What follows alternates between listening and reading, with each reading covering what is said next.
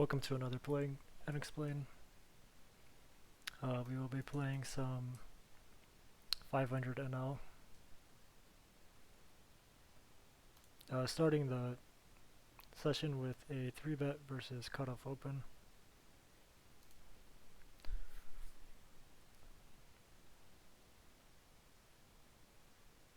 Using standard 4.5x there.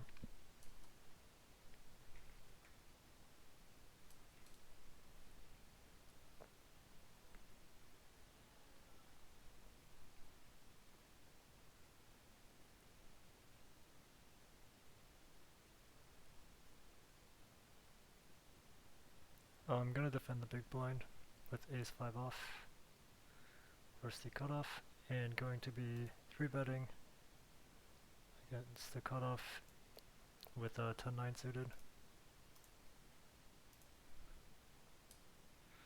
We get a king 10-6 suited board. Would be tempting to float or to raise with the ace of hearts, but with only the 5 of hearts, just going to probably check fold. And over here, we are going to 3-bet. I just simplify my strategy and 3-bet almost all of my suited connectors. On the 3 of hearts turn, the cutoff can still have some flushes that check back, but he should, but in actuality I think it's less likely. I think it is nice to bet to get better ace highs to fold. However, I don't think ace queen or ace jack fold at any frequency. Yeah, I'm just gonna check this. We have a lot of 1 heart hands that want to bet, and I think we have a pretty easy check call. I expect the cutoff to still bluff sometimes.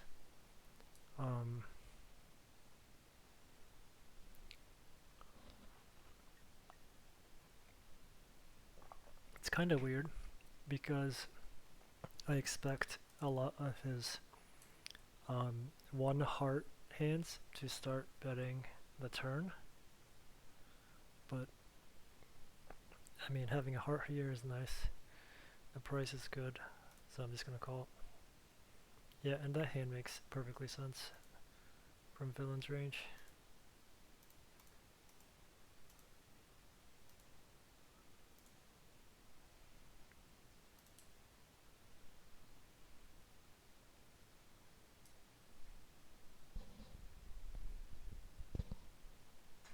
Opening the ace queen off under the gun, facing a 3-bet from the small blind. I'm going to proceed with a call. I expect villain's range to be pretty strong, but I think we are high enough in range where we can defend.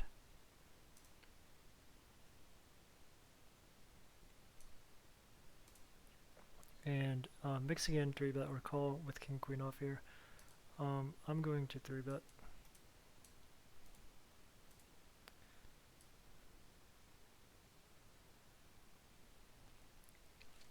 On 9-5-3 suited,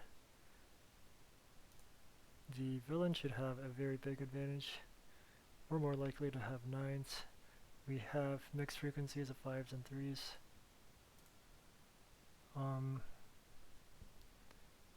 What to do versus check. And on the right, 9-5-4, pretty similar to the left board. The 3-better should have a pretty big range advantage. I think I'm going to bet. And I'm going to check this back and hope to turn some equity. Down here with ace-10 suited, I think I'm going to start betting and turning my hand into a bluff.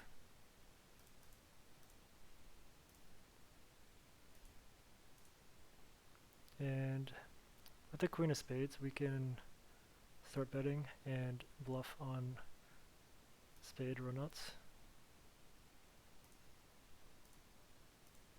And over here, I think we have to call 1. I think ace high is good a decent amount of the time. And versus check raise, I think we have to continue with our backdoor draws.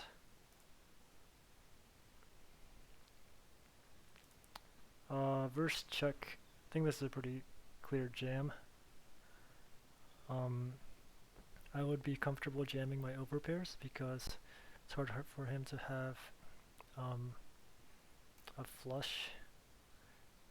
Over here, I think I'm gonna go 2/3-ish. Gonna check the spec, and yeah, good luck us. We river a 10. Oh cool, yeah, he had a set. So obviously a set is calling there. I still think it's a good bluff. Okay. The 10 completes some straight draws that raise the flop.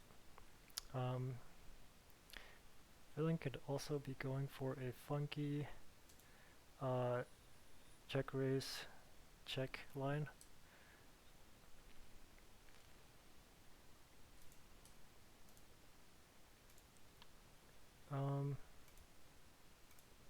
Yeah, I mean, we are also uncapped. We have two pairs. We have some sets in pocket tens ourselves. So I think I'm going to fold. A 2x pot overbet is suspicious, but flopping top pair, I'm going to just c-bet. A little on the smaller side. Wonder what this guy had.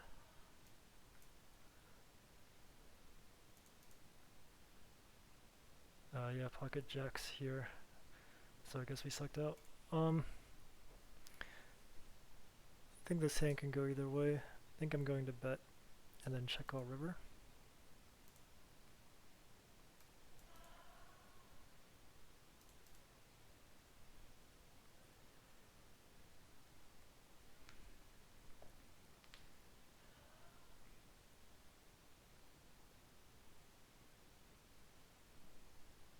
Interesting raise. Having the 3 is kind of bad because we block 4-3, 3-6 maybe, but and ace-3, so we block some of his gut shots. I think with top pair we just continue and then evaluate on the river. And over here on 9-8-6, I think we should be c-betting somewhat low. I think this hand can go either way with like a big c-bet or just a check. I think I'm just gonna check.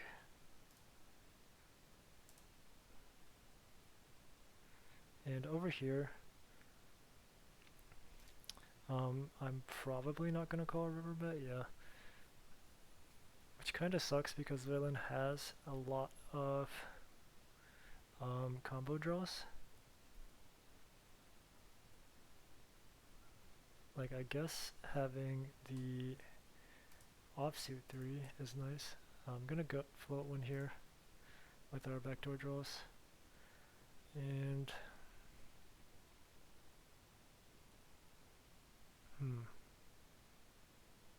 there's like 9-8,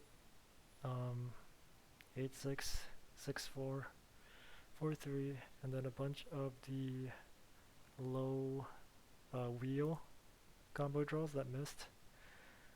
I think since we have the 3, I'm going to make the fold. Button versus small blind, gonna call here, especially a little deeper.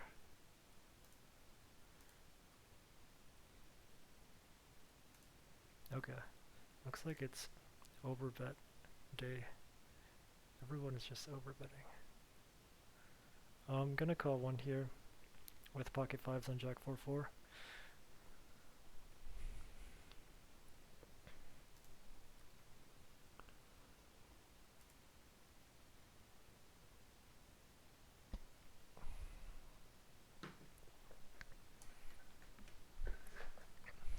Villain chooses a slightly larger than 1/3 sizing, which I think is good. And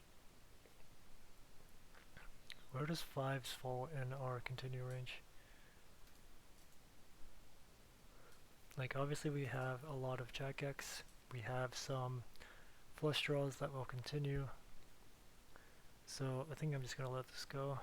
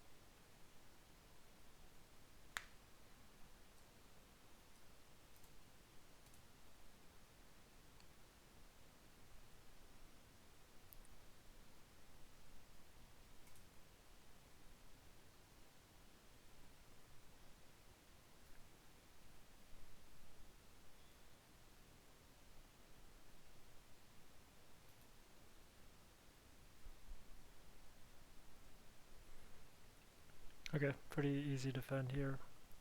Cutoff open, button, flat. 9A7 board, we have a gut shot to the nuts and a backdoor flush draw.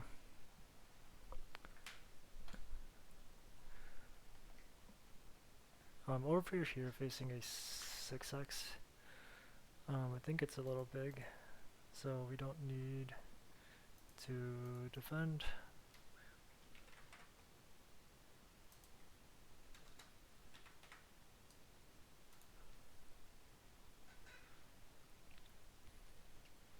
Okay, we turn a queen. Both players can have a queen that dominate us, but they likely don't slow play two pairs and sets on this board. Do we want to lead? I think I'm going to check.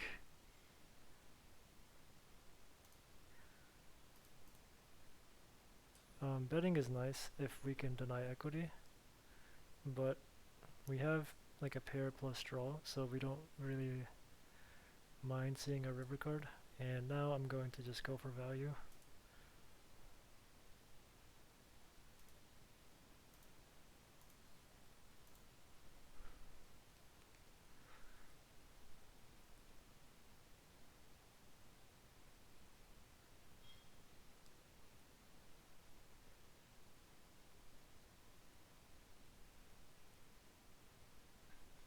Okay, pretty easy c-bet on 10-9-5 with 2 overs and an open ender. I'm going to use a larger sizing.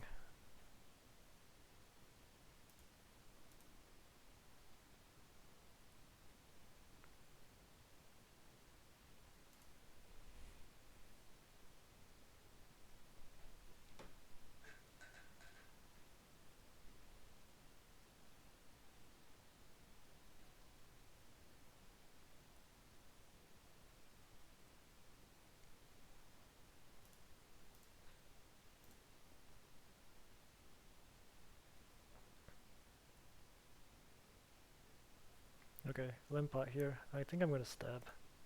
I like stabbing on drive boards.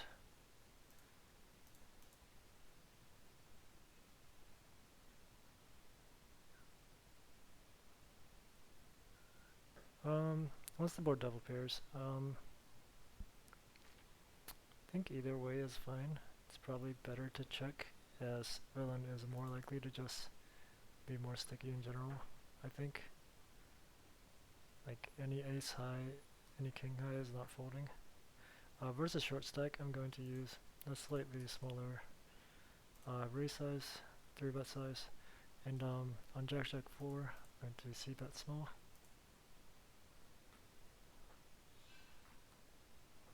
And we face a 4-bet, 4x sizing. Yeah, this is a terrible size. Villain is just not giving me a good price to call. It looks like there is no fold equity. If we were to 5-bet, yeah, it looks like there's no fold equity. And going to fold over here.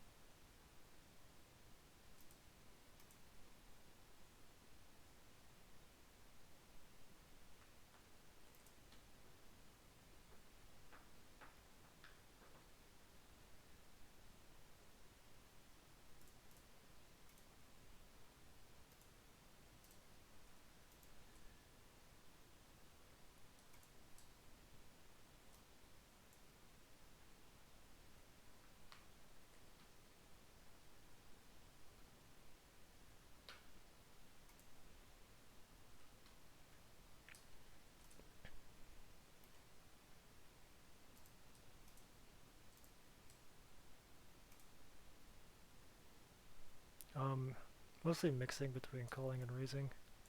It is nice having a fish in the small blind. I'm going to mix in a call. And 3-betting, queen 10 suited, blind versus blind.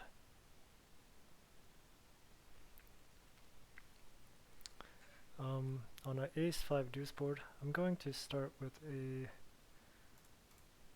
small c-bet with our backdoor flush, backdoor straight draw. And over here, looks like villain is playing.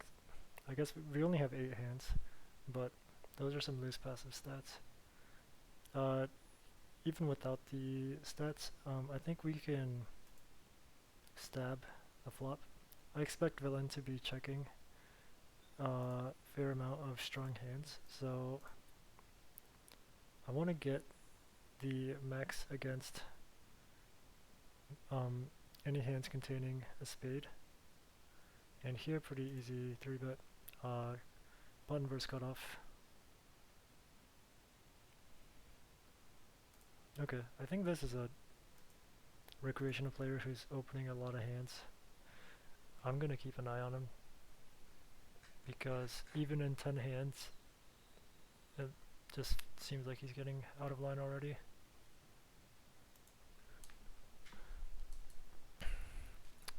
I'm gonna start with a small c-bet on king king gate. And likely continue on any card where we pick up equity. 10-9 is an especially good card hand to barrel because we block 9-8 and maybe even 10-8. I don't know if 10-8 calls free, but it's always a consideration. With bottom set, it's going to start off with a small c-bet.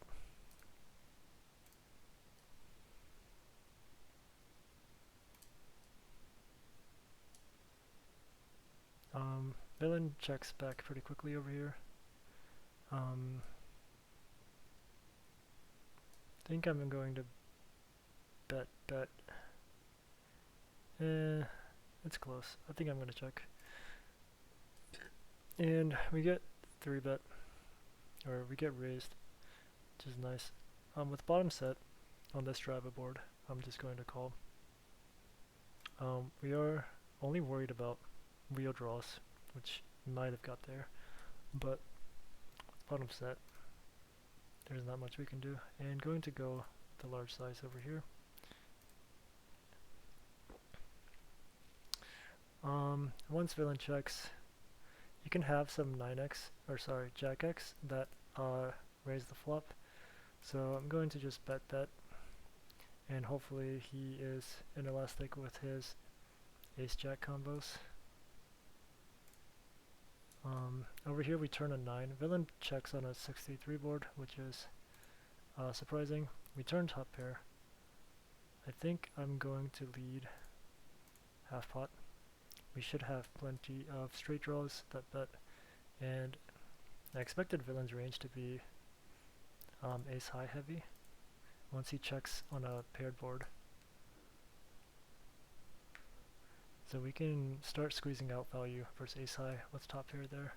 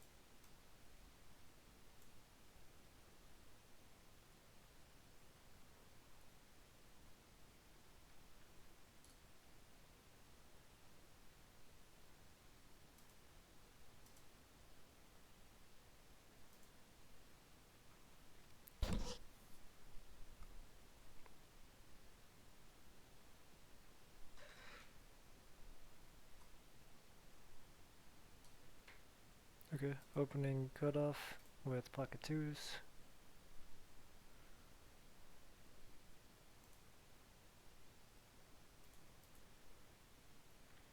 Facing a min-raise, I was going to defend, but not once the small blind 3 bets. This guy seems to be on the very passive side, has very low aggression stats, and also didn't see bet on a paired board, button versus big blind, which I think is a pretty big indicator. Typically when those player types 4 bet, they're likely on the stronger side. I mean, you never know what types of hands people are throwing into their 4-bet bluffs, but it's safe to assume that this guy's 4-bet range is likely tight.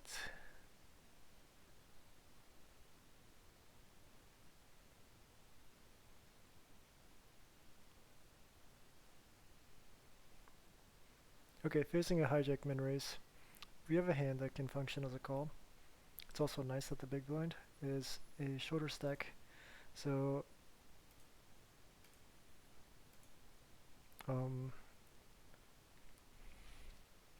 yeah, we get to play a hand versus a fish, and also less likely to get squeezed.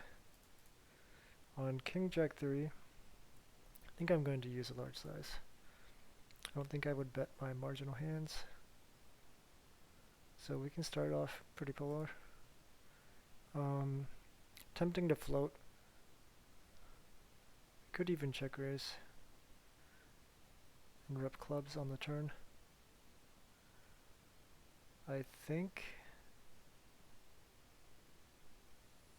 I'm just going to call.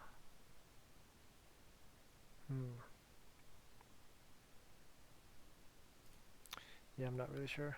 Under the gun opens, cut off 3 bets. Ace queen is probably not in our cold 4 range, especially in these positions. Over here under the gun opens, hijack 3 bets. We have a cold 4 bet. Going to go pretty small, like 2.5x. We are a little deeper, so yeah, like maybe this is closer to 3x. Opening ace 9 off in the cutoff.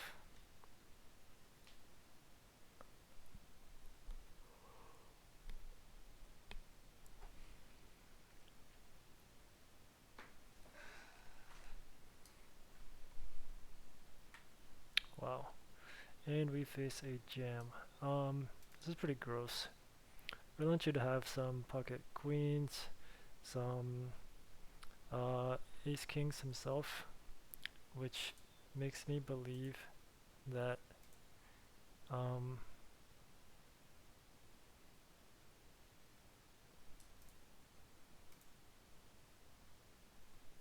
we should call. It's it's not a good price though, because we only have 100 or like 91 in the middle, so we have to have like nearly 40% equity versus range. So I think I'm just going to make a really, really tight fold.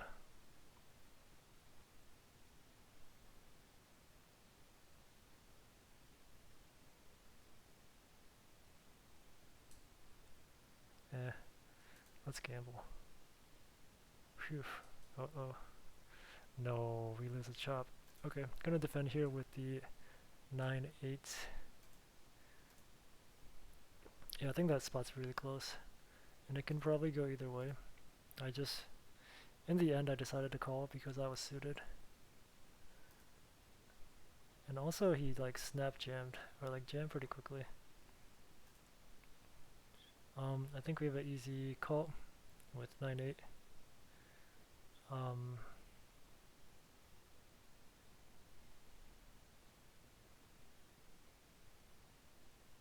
Yeah, I don't think our hand ever wants to raise, especially on this board, where villain can have a lot of the sets and we can't.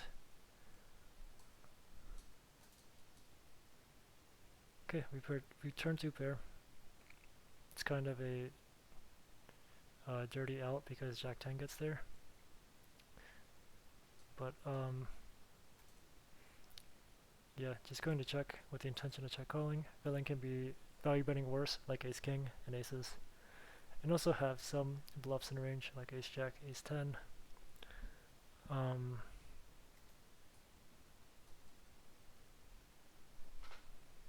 Yeah, so I'm still going to call because of the reasons I listed before. Not thrilled about it, but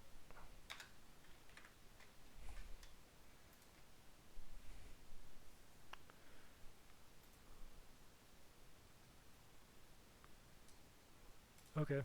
On the deuce river, I think I'm going to call here again, especially with the short stack small blind, even though he's not playing a lot of hands.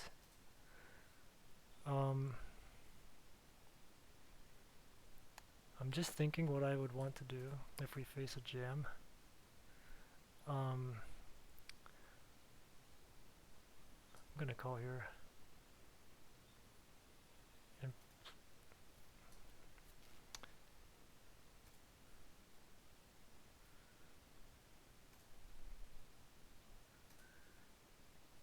I probably have to fold versus jam.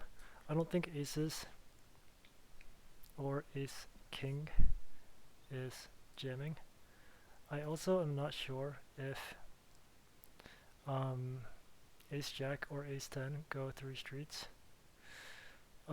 Is it better to call 9-10 than to call with king queen? Probably. This is really gross. Maybe this is a bad fold, bad call. Yeah, the river betting range should be like really polar, and he should also have a ton of value and not that many natural bluffs. So I think I'm supposed to fold there. Easier said than done though. Over here I check call large c bet, top pair. I think we have to call again.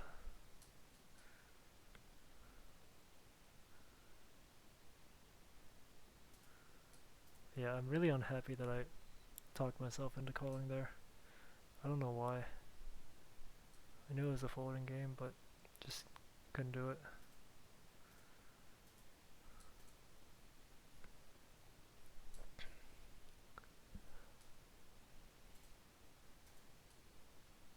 Okay, so the front door flush completes. Cool, villain just lets us win. And he had 9-8 suited, so he value himself. Okay, so this guy's somewhat on the aggressive side, I think.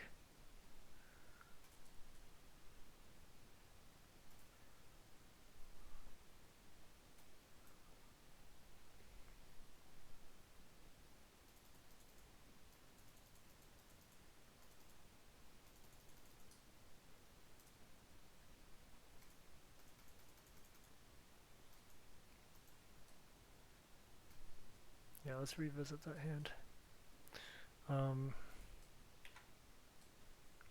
He c-bets like over 75%. Bets half pot on the turn. I guess it's reasonable with 9-8, but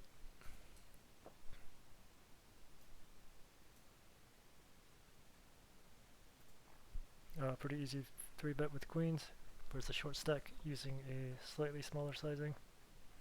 And I think I'm going to 2-street this, so bet like 60 on the flop, and then we can shove the turn.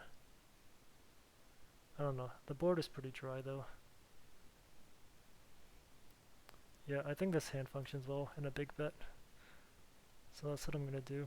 There's a lot of turn cards that will freeze the action, so we kind of want to just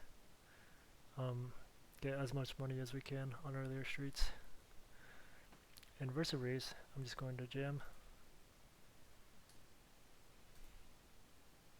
Villain should have Jack X, some flush draws that call off. Somehow he has a raise fold there.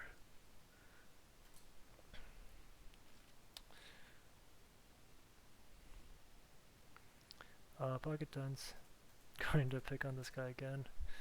He's really short, so this 3-bet should look really strong. Yep, and hopefully he has some undercards. Oh well, always happy to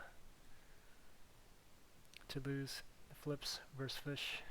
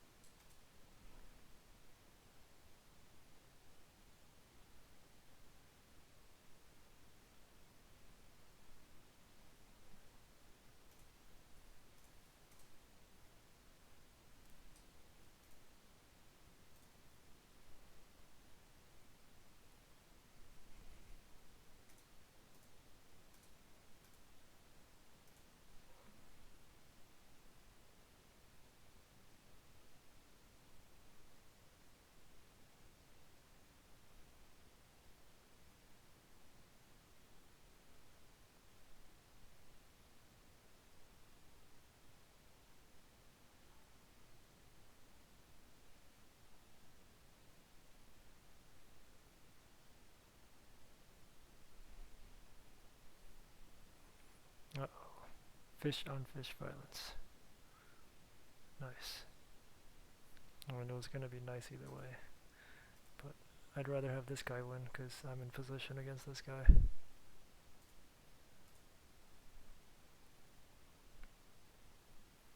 And this guy called with top pair on a 4-liner board.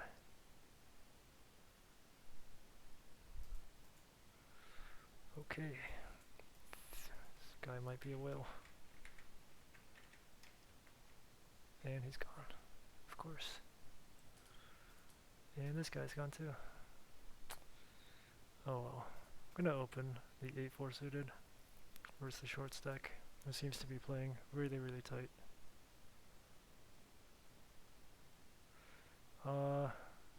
Annoying that we get min 3-bet, but I think we have to call.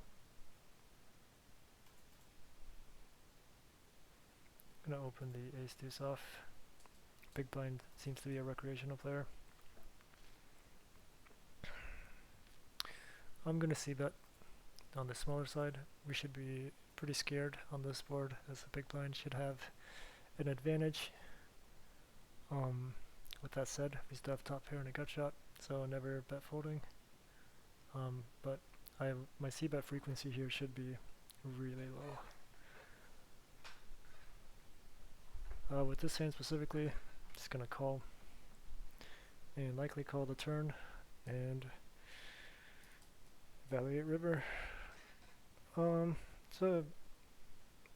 So big blind, I think this turn card is better for my range because the big blind had an advantage on the flop with his 2 pairs and straights. Now we should have a lot of flushes. So big blind doesn't have, just can't start betting and pushing his advantage as much anymore. With this hand with no heart, I think I'm just gonna fold and call with like ace jack off with the jack of hearts or something. And over here, 7-8 suited is a pretty easy 3-bet. I like 3-betting almost all of my low suited connectors versus late position opens.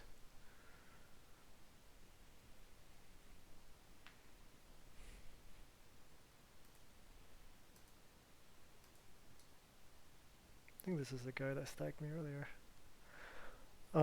Ace king 6, we should have a decent advantage on this board with villain likely 4-betting aces kings and ace king. We don't have a lot of equity, so it's kind of spewy to start betting 7-8. But we do have a backdoor straight draw, so I'm just going to bet and only continue on a 9 or a 5, maybe a 4. So I think I'm gonna bet like half pot seems good. Facing is stab with ace king. Just gonna call with my 2 overs, gut shot and backdoor flush draw. Over here, I think I'm just gonna fold. We can 4-bet this sometimes, but I'm just gonna fold now. Okay, that is a turn card where we do pick up equity, but I think it's also a card where the cutoff should have picked up equity as well with his like king jacks, king queens, queen tens, jack tens, etc. This hand is actually a decent candidate to 3 street to triple off on.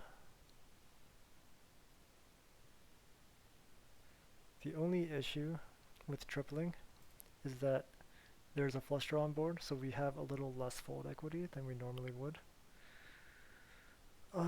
So I'm just gonna check this.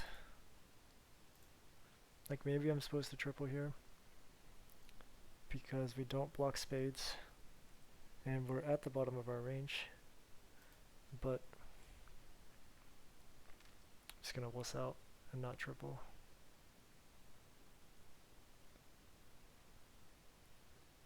Like, it's much better to bet on a 5 or a 4, I think. Okay, villain checks back. We have a decent bluffing opportunity. The 4-liner. We can get villain to fold better hands.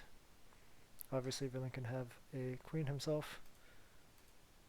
What sizing do I want to go? I'm gonna go like something like this. With ace high, yeah, pot size bet.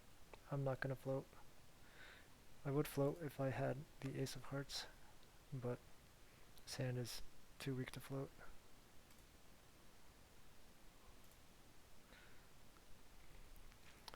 I'm not sure if the sizing is good, because villain's going to have a lot of like 2 pairs now. Obviously this is just almost always a queen. I would expect villain to have a hard time constructing a balanced raise range there.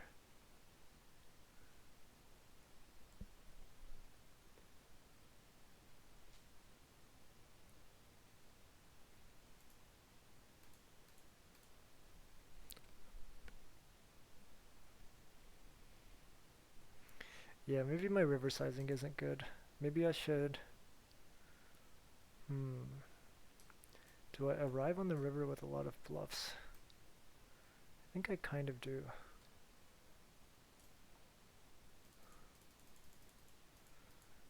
Big blind 3-bet versus cutoff.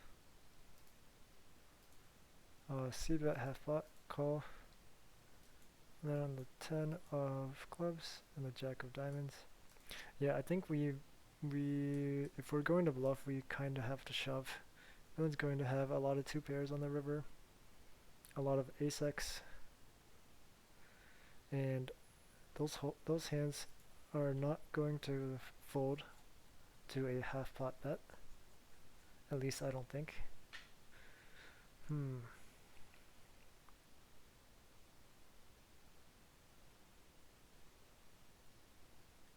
Yeah, I think if we're going to bluff, we kind of have to shove.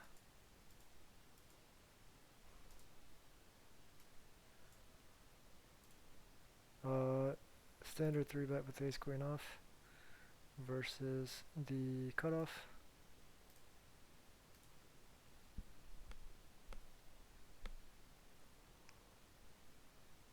Jack Jack 4 or Jack 4 4. We can approach this a bunch of different ways. We can c-bet range for small sizing. I think this hand specifically likes to check, but I'm all for simplifying my strategy, so I'm going to start off with a small c-bet around half pot or a third.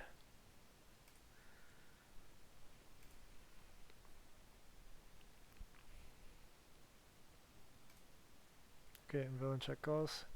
Double paired.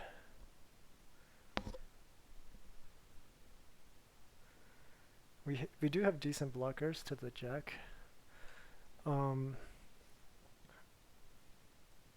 We have worse hands to bet the turn with, so I think I'm going to start off with a check and possibly check jam because we have decent blockers to the jack.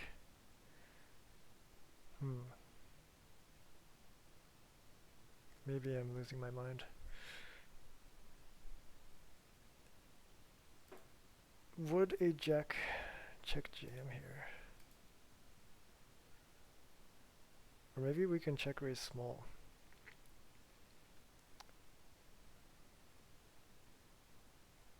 Yeah, I think I'm going to check raise small because I think that looks stronger. We block queen jack, we block ace jack offsuit, which, I mean, I guess we do have better bluff combos if we didn't have a heart. River the queen.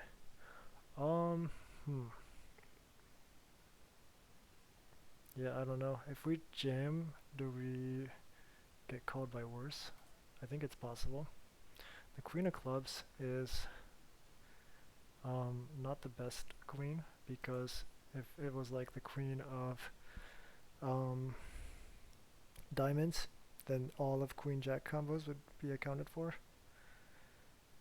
Yeah, this feels, if we jam, that feels really, really thin.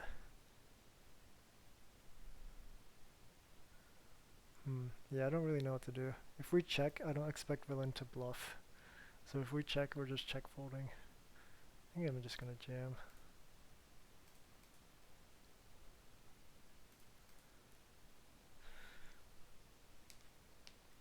I don't know. Maybe that's a spewy jam, because I don't know if villain calls with worse.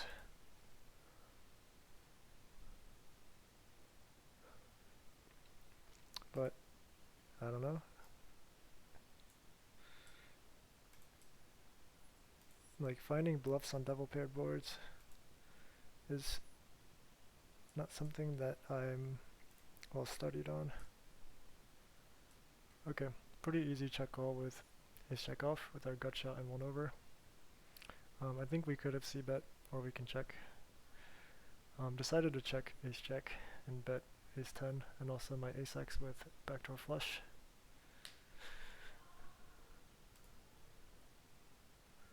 Okay, we turn a jack.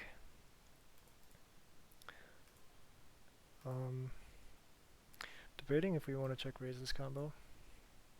Blocking queen jack, king jack, and ace 10. I think it's a decent candidate. The only issue being that villain likely never bets the turn, or like bet folds the turn that often, because a lot of his hands are going to have some equity, and just being in position, he's less likely to fold to a raise.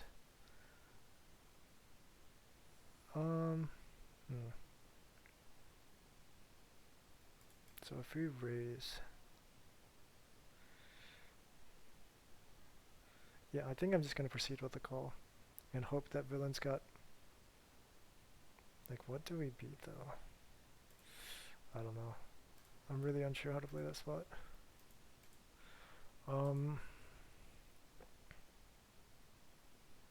Yeah, we block jack 10, we block ace 10.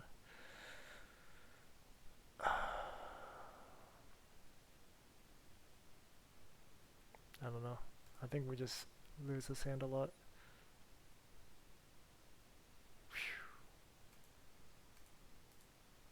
We are running into it today. Okay, button versus hijack 3-bet pot.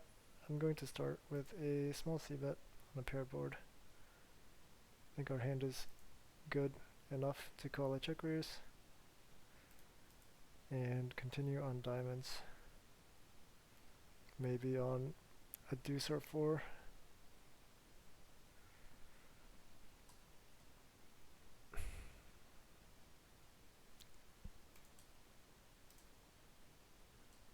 Yeah, maybe we can get away with the check raise with the ace jack on king queen 4 jack if it was a rainbow board. But once the backdoor flush comes in, I think our fold equity just like is not existent.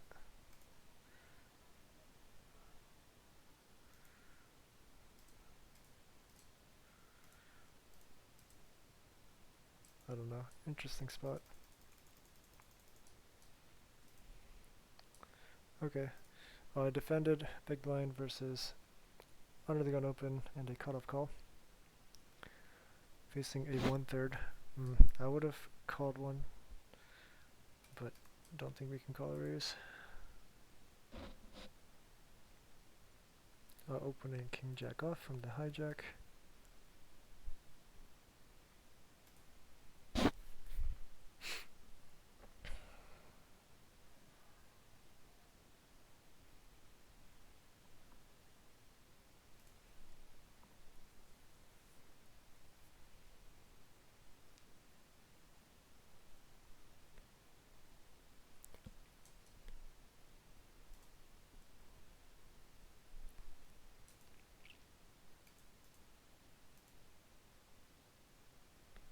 Okay, so this is clearly a recreational player.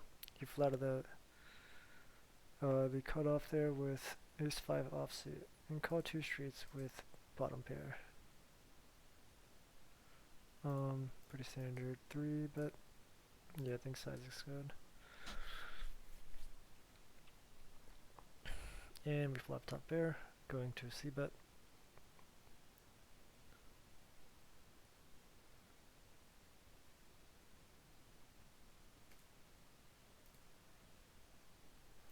Oh yeah, this is the guy that we played the ace-queen hand. Ace turn. I think we can... I think this hand obviously wants to check. But I think our entire range wants to play. Yeah, I'm not sure. I was gonna say as like the pre-flop aggressor on ace turns, we can play like a range bet with a really small sizing. I'm not sure if that applies here. I mean, we could bet like 50 and always just call a jam. And betting 50 allows us to get value from worse king x and 10x. I think I'm gonna do that.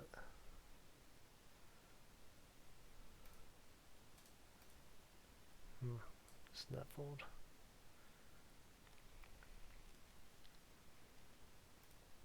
Yeah, I mean, like in that spot, villain can have an ace, like ace queen, ace jack. So maybe king queen is not doing that great. But even if we are behind, we have a gut shot. We have possibly trip outs, 2 pair outs. And villain can also still have some bluffs.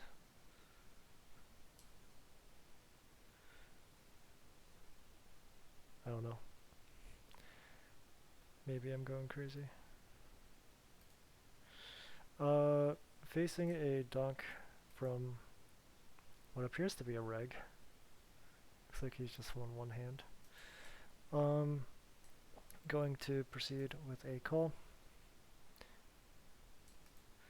Our hand has downgraded from overpair to middle pair. I think I'm going to bet on the smaller side.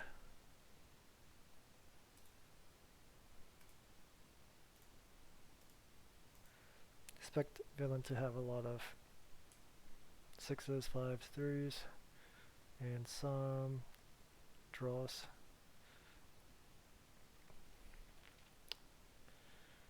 Yeah, I guess. Maybe on that board specifically, 6-3 deuce. Regs are going to have a donk betting strategy. Pretty easy 3-bet with the jack 10 suited. Playing mostly a 3-better fold strategy versus the hijack, but I do like working in a very narrow flatting range.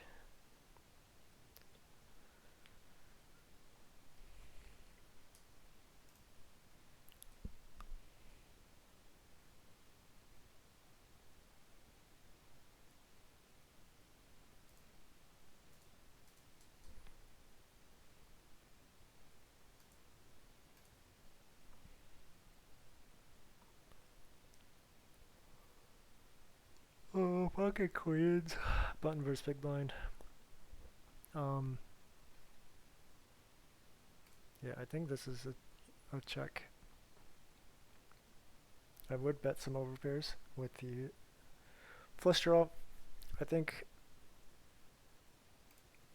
the value of our hand drastically changes by the river. So I like checking and evaluating. Obviously calling versus a bet. Villain can have any flush draw, straight draw, and also be betting 9x.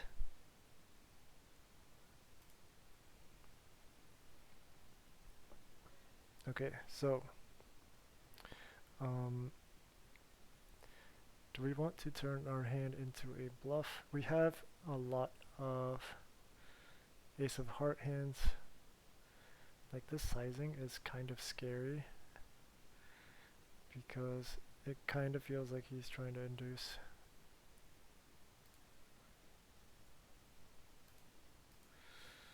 I mean, it's tempting. What are good hands to bluff with? Is queens a good bluffing hand. Yeah, I don't know. I think I'm just gonna go for it. Close my eyes and bet big.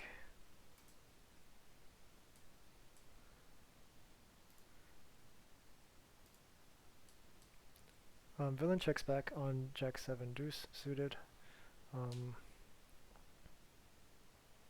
Yeah, I think we just check with the nut low. Pretty tempting to stab now. After villain snap checks, or snap, yeah, snap checks it back. I think I'm going to, even though the snap check might be him trying to get me to bet, but it looks like it worked out this time.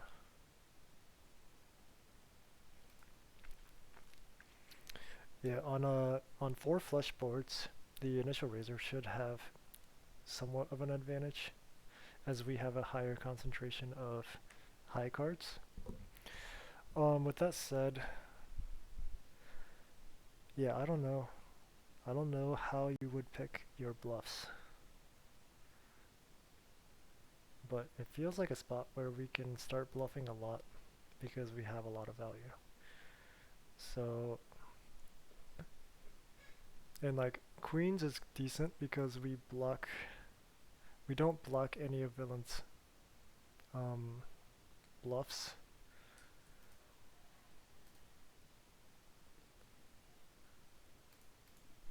Yeah, I'm just rambling at this point. I have no idea how you would pick a good bluff there.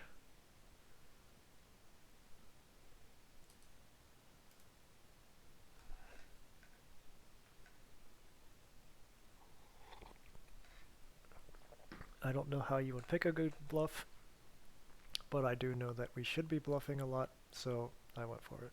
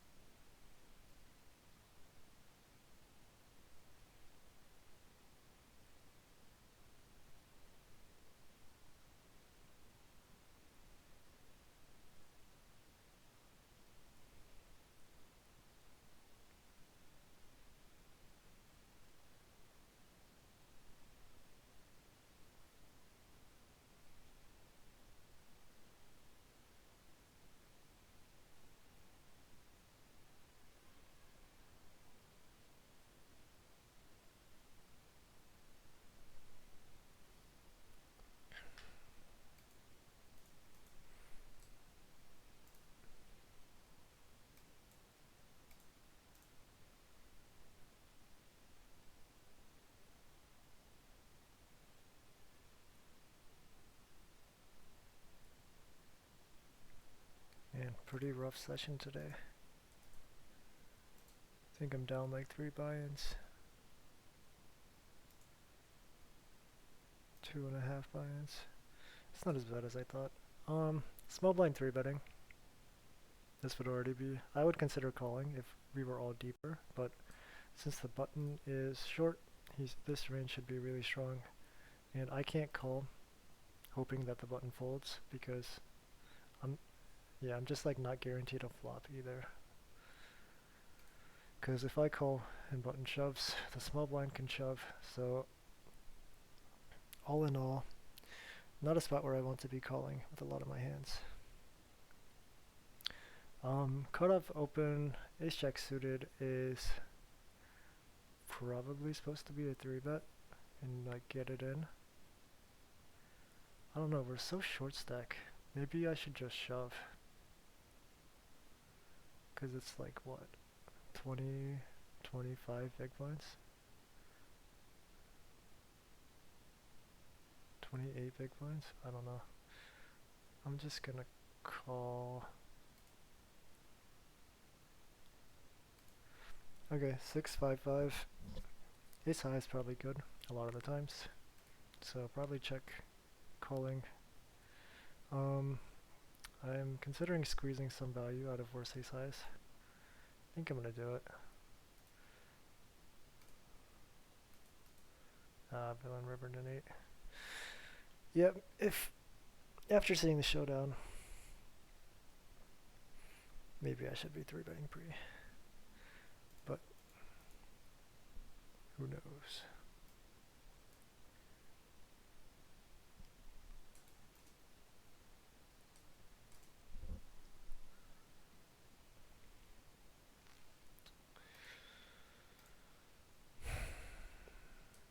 Okay, 3-betting with ace king.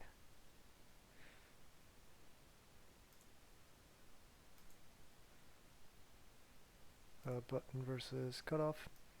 I usually just play a pure 3-bet strategy because it's the easiest strategy to play. With 9-5 suited, this would normally be on the fence, but looks like button, or big blind, is a nit.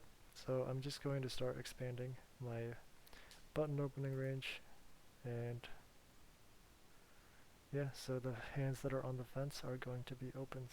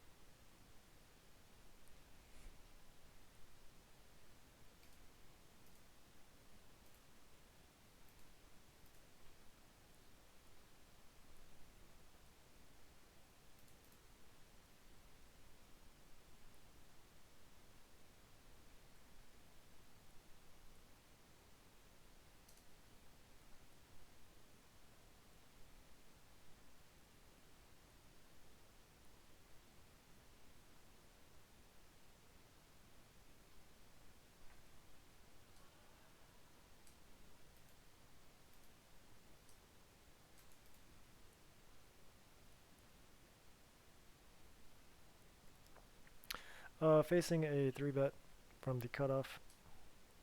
This is a standard 4-bet.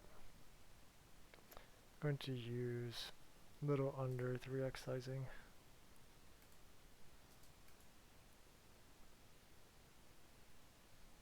And we get called.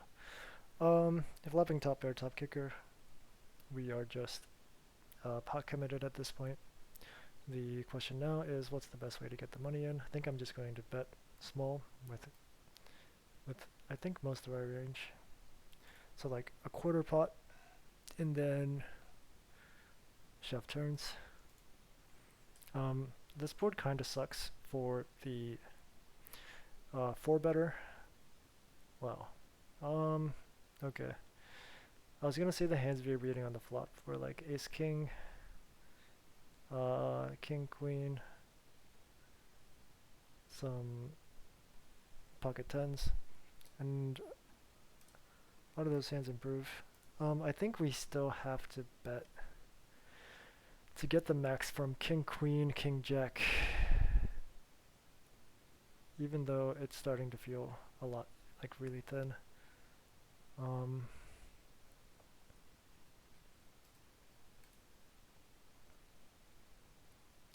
Like I feel like if villain has king queen, he might even fold. Yeah, I'm not sure. I might be value owning myself really hard here. I'm going to call with the jack 10 suited versus 3-bet.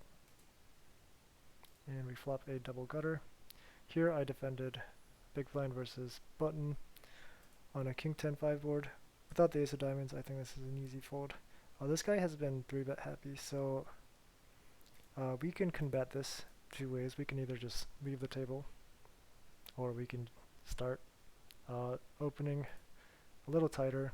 He's a smaller size, and yeah, just play a little more snug. I think I might just leave this game because it doesn't look very good. I think villain folded over here. I didn't see the action, but looks like we still have money, so we must have not lost.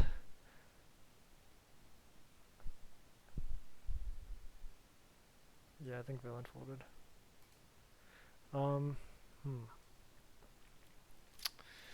What to do? We have a double gutter. with the backdoor flush draw. I think I'm just going to call and then check rip, check jam some diamond turns. I would check raise a lot of my combo draws here, like Jack 10 of clubs, Queen Jack of clubs, etc. Yep, so going to check and check jam. It's kind of hard to rep value when we check jam though, is the only issue. Because a lot of my pocket 9s and my pocket 7s are probably check raising the flop. That is problematic. So maybe we just call. And I also don't even know if we have fold equity. I'm gonna check this back over here with middle pair. No kicker. Oh man, what to do, what to do. Do we have fold equity? This guy has been playing really snug as well, which is very concerning. Obviously calling with middle pair and a gut shot, and most likely calling a river bet. Okay, just get the showdown. Do we have fold equity? Does villain fold like king queen? I think I'm going to call. I think I'm going to call. I mean, this is like the best hand to shove the turn with though. I am not listening to myself today. Okay, we flopped the world. Where's the short stack? I think I'm just gonna start off betting big. Oh my god. Yeah, I am very unsure about that spot. I think,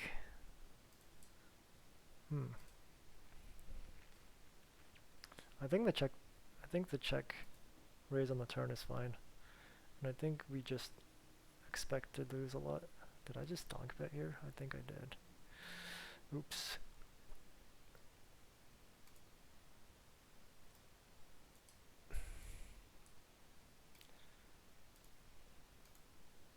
Interesting spot.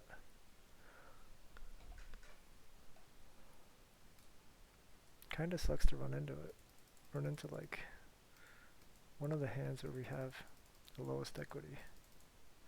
I'm gonna call one here. And probably lose the river.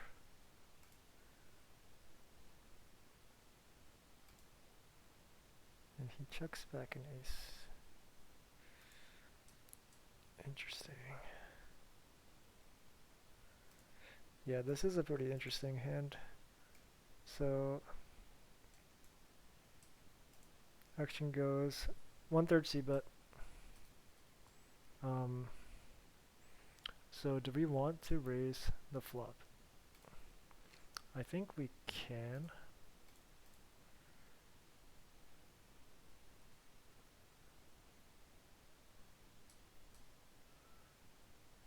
Yeah, I don't know. Also kind of surprised Villain called it off. I thought he would be like, I thought like tight players might make it the fold with ace queen. Okay, going to call here versus a donk bet.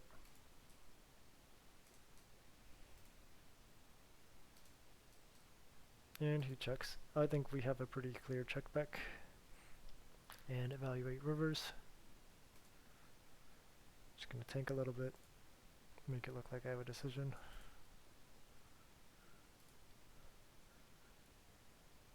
And that's a gross river. I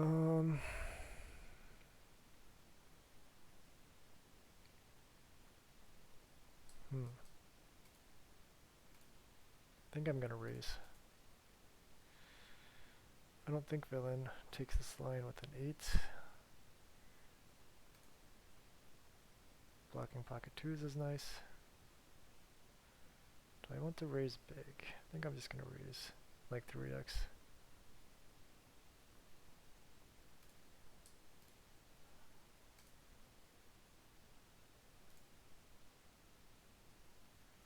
what just happened.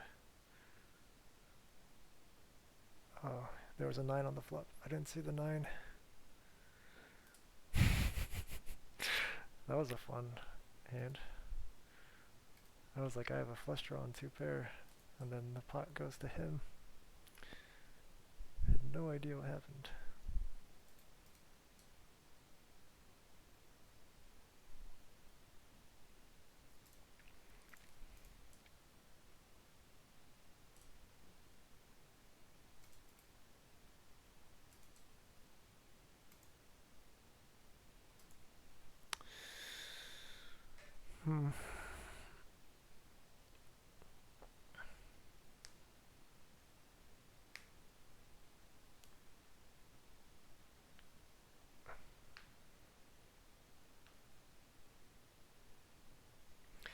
Yeah, maybe. I'm still thinking about the Jack 10 of diamonds hand. Like, I really don't have a check call, check jam range for value. Especially on a 4. Like, because I'm not calling any like pocket 4s or like king 4. I just don't, it's just not in my range. So unless I'm check calling the flop with like king queen and then check jamming, I don't think that happens often enough. Maybe it does. I don't know. I'm especially against like a big bet too.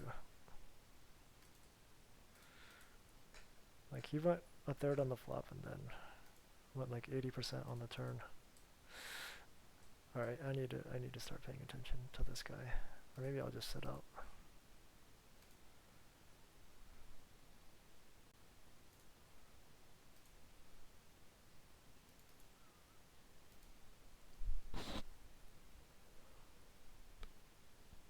Oh, like queen 8 offsuit on the button.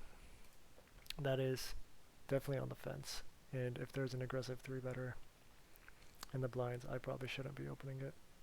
And that's just like lack of focus.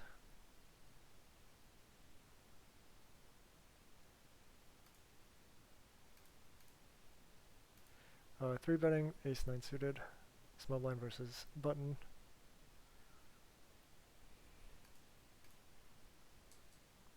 Okay, gonna leave this game.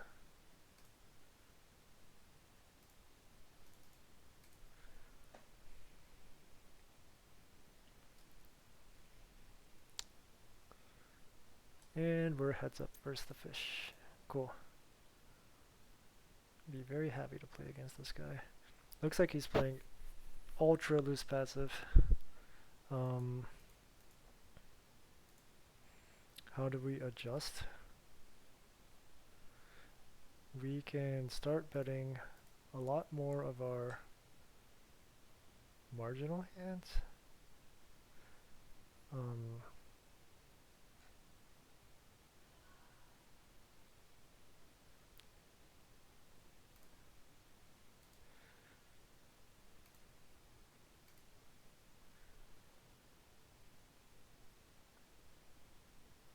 Okay, interesting spot.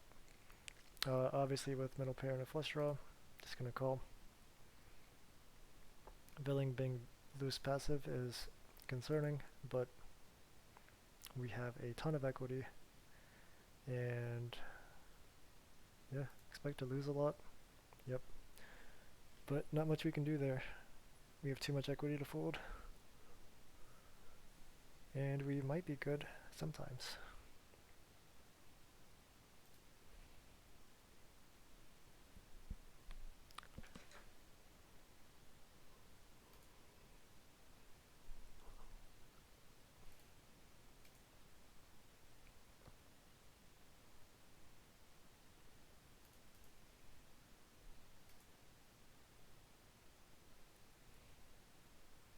Okay, facing a 3-bet.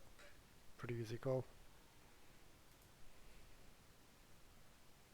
Do we want to get it in? I think we can.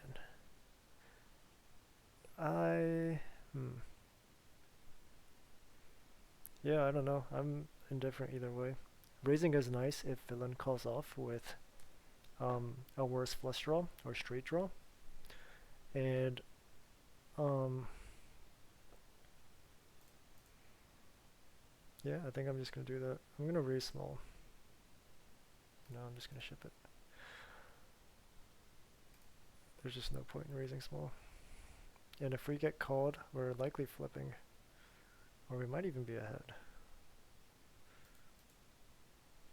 Oh, snap. That should not have been a snap fold.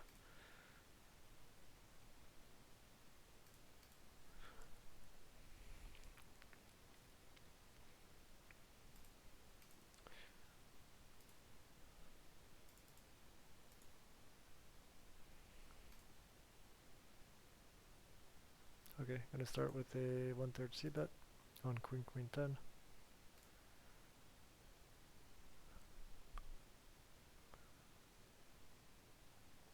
Oh, this guy just catfished us.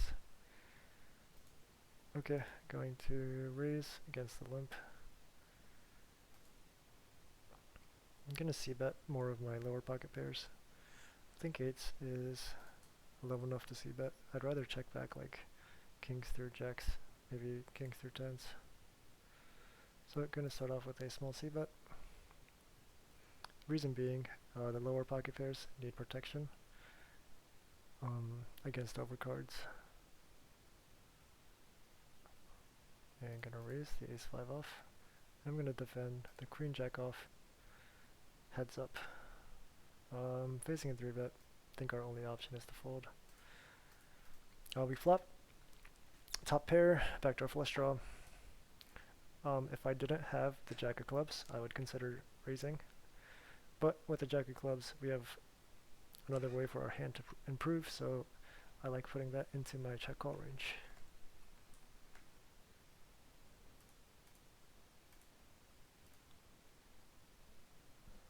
Okay, and this is one of the, queen x hands that just always continues on the turn because we have pair plus flush draw. Gonna start off with a small c-bet with the ace king. And now, do we want to basically chop block and try to get villain to fold a queen? Villain still has some ace-x that we lose to.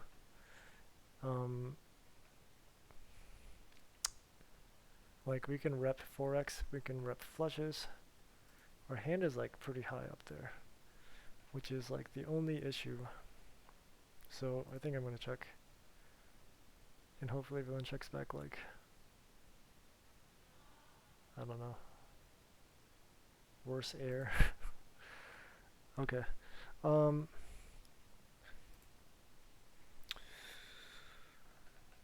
I think I'm going for the raise with a, we block a queen, we block clubs, so I don't think I'm good enough to call, so I'm gonna raise. I also don't think villain checks back enough flushes on the turn, so his range is a little capped.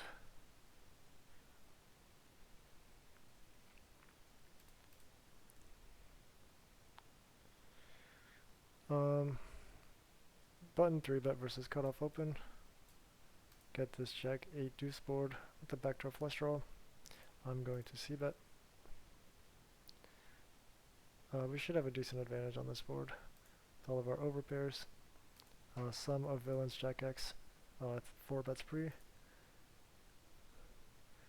Going to 3-bet, 6-5 suited. Button, big blind versus button. I'm going to just use about a 4x sizing. And I think on the deuce turn, we don't want to bluff clubs because villains floats on the flop are going to be club floats, so I'm shutting down this hand, unfortunately. On ace 10 deuce, I think we can see that wide range with a small size. And Yeah, I think we just give up here. We have a little bit of showdown value in that we beat villains flush draws. So yeah, cool. We won undeserved win. I'm gonna c-bet versus this fish. Generally, I like c-betting a wide range for a small sizing because their range is so wide that they have a lot of check folds on the flop. And we pick up a little bit of equity. This is one of my worst king x's. I mean, we can always bet like queen x, 8x, 7x on the turn. So maybe we don't need to bluff a lot of our king x. And we also have turn spades. So I'm just going to check this back and take the little bit of showdown value that I have.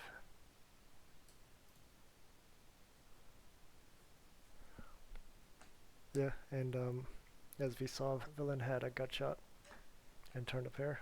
So yeah, the small c-bet with our wide range is targeting those types of hands.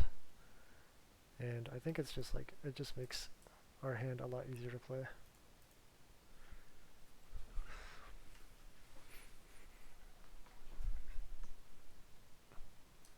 Okay, king, king, 6, blind versus blind. I defended the big blind with ace 10 off. I think this hand is a good check back. We have showdown value. The only reason I would bet is to deny equity versus worse, but I think checking back is fine too.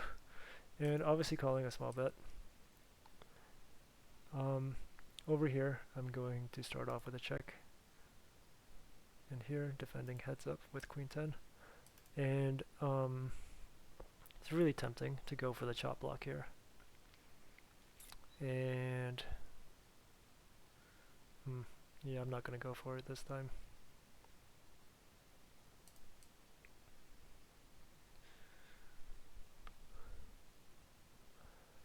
We flop a straight. I'm debating whether I want to raise this hand. Triple Broadway boards are generally really good for the in-position player. On this turn, I expect a lot of his 10x of diamonds to be betting the flop, so I'm not really worried about getting free rolled, so I'm just going to start off with a big bet. Mainly targeting some 2 pairs. I check the flop, and yeah, not really a surprise to get raised, but not going to fold.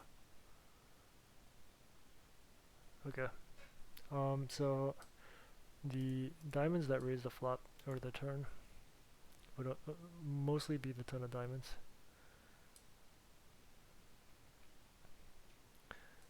How did the action go over here? I think it went check all, check check turn. I think I'm going to lead small to get value from 6x. And maybe villain spazzes versus a small sizing. Over here with top 2 pair, I think I'm going to start off with a small c-bet. We can definitely check the spec, but I'm all for c-betting.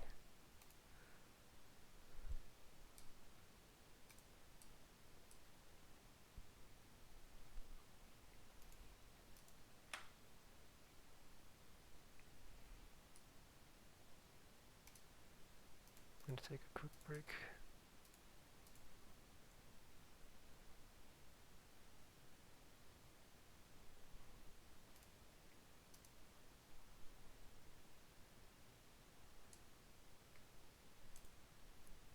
Okay, we are back. Unfortunately, the game on the bottom left broke. It's unfortunate because there was a fish at the table, but I'm sure there are more fish.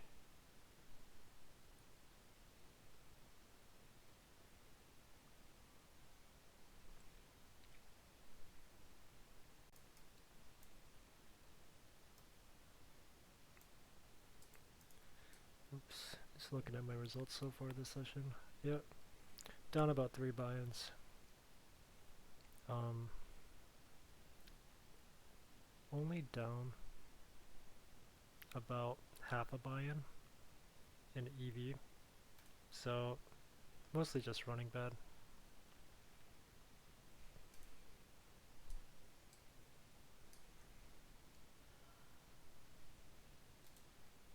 Running bad in flips, I mean. And yeah. Standard defend with king 9 offsuit, blind versus blind. Flop top pair on king queen 6. Some arguments for raising. I think if we do raise, it's really thin.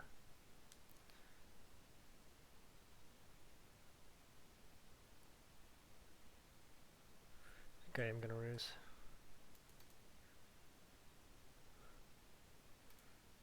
On the smaller side, I think we can get called by a lot of villains' draws.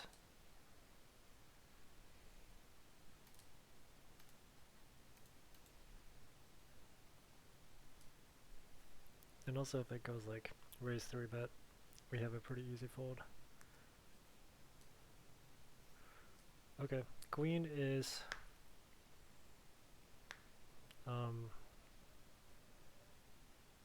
pretty interesting card.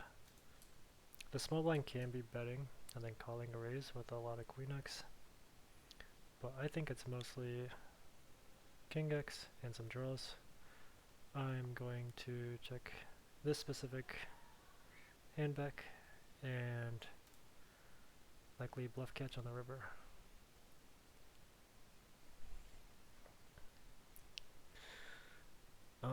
Yeah, villain can have some 6x that also bet the flop and called a raise, specifically 6x of clubs.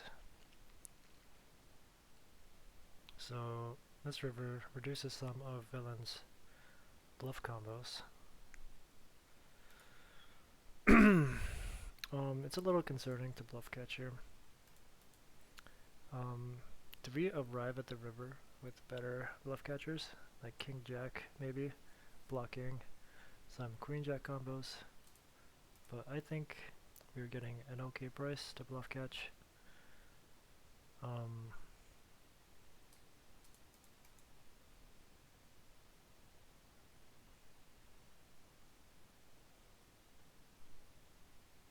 Yeah, blind versus blind, I think top pair can be good a decent amount of the time. So I'm just gonna call.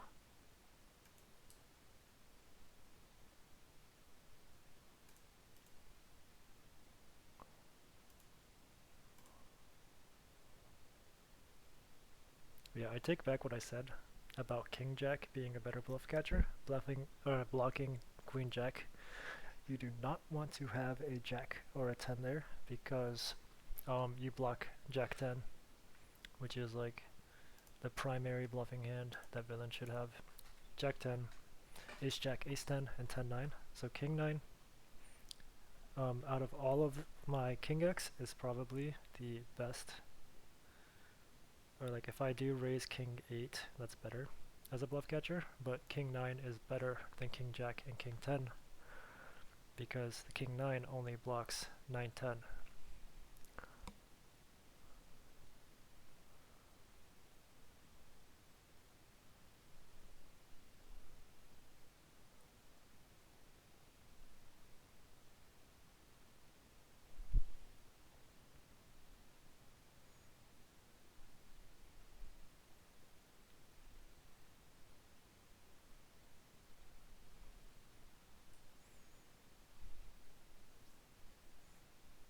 Okay, facing a min raise and a cold call from the small blind. Just flicking in the call with queen 10 off. Good a board. That's favorable for the big blind. Could consider leading this. We just have no equity though, and it being multi-way, just gonna check.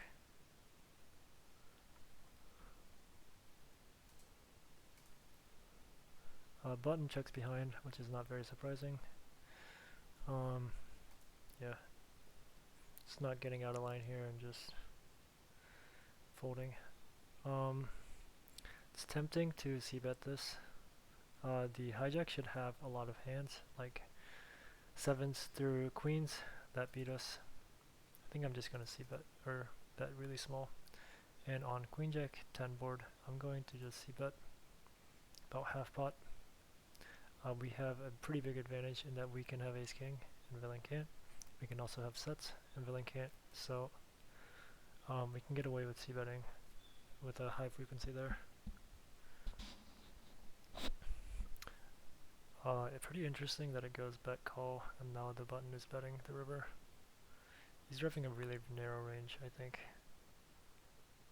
Over here, I think we have a pretty easy check back and likely checking to get the showdown. Here we turn top pair, so we have the best hand sometimes. So just gonna check and hope to beat, yeah, any pair really.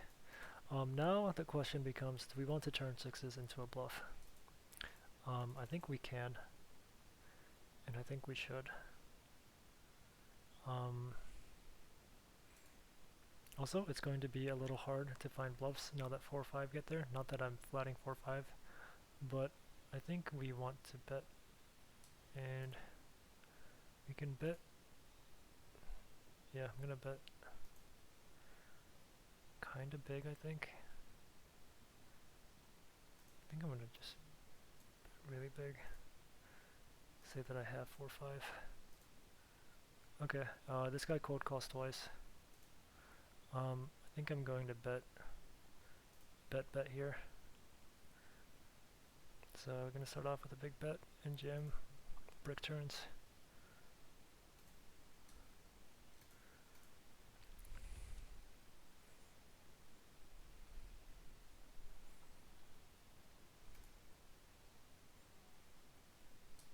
Like maybe we don't want to be. Yeah, The reason I decided to go really, really big was that maybe I can get like even king X to fold.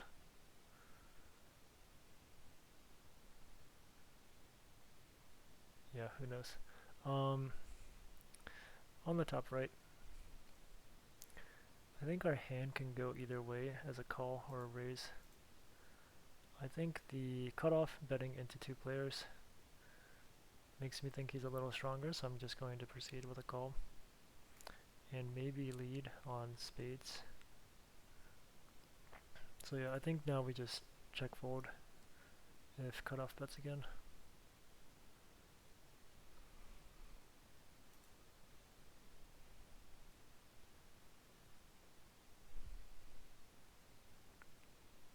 I mean, queen jack is actually pretty decent as a check raise candidate on the flop, blocking ace queen and ace jack.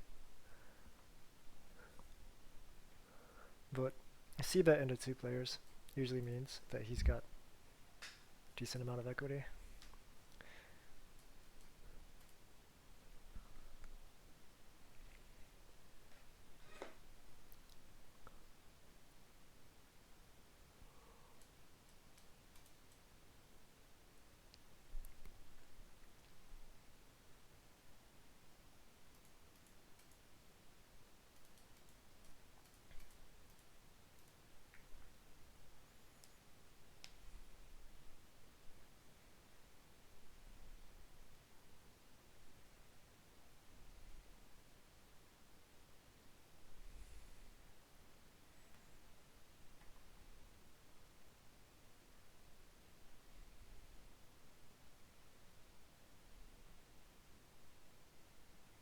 I'm gonna 3-bet jack 9 suited. Small blind versus cutoff open. I think this is about the bottom of my 3-betting range here.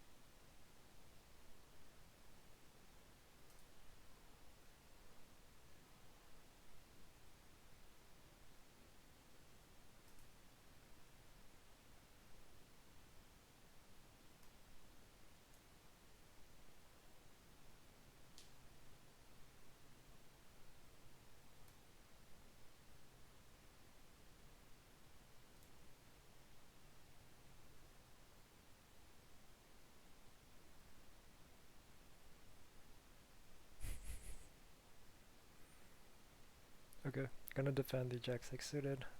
Button versus big blind. Appears that the button is somewhat of a recreational player, playing loose passive. And I'm going to 3-bet ace jack off. Small blind versus button. Facing a small size, I'm going to check raise about 4x. We have vector straight, vector flush draw, and we'll continue if we pick up equity.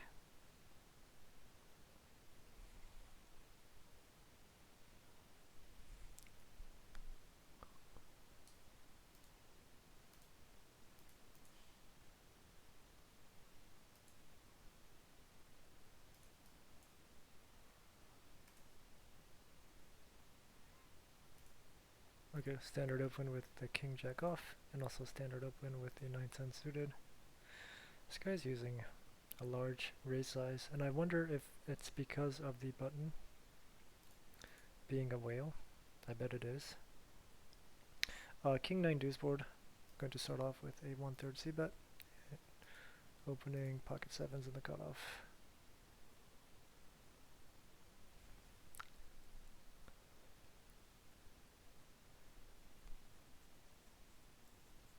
Okay, got a cold 4-bet pot over here. Should be interesting. Under the gun opens large, the whale in the cutoff 3 bets small, and the small blind 4 bets. Looks like I went check check on the flop.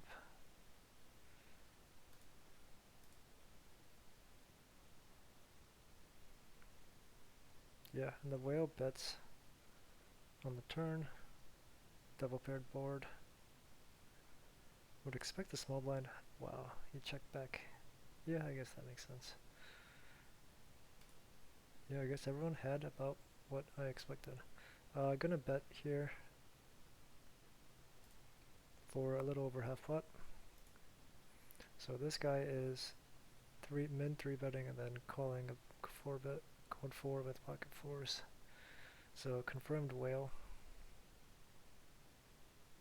As crazy as it may sound, he might have got called by ace king there.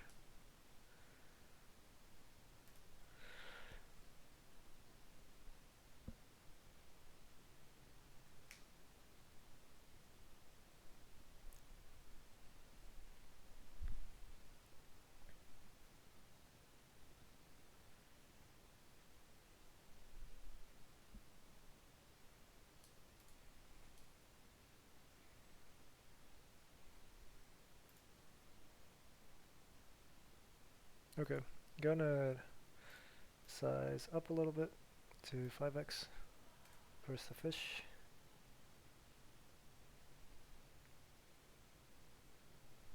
And we could start off with a small c-bet with our entire range versus villain, who's likely super wide.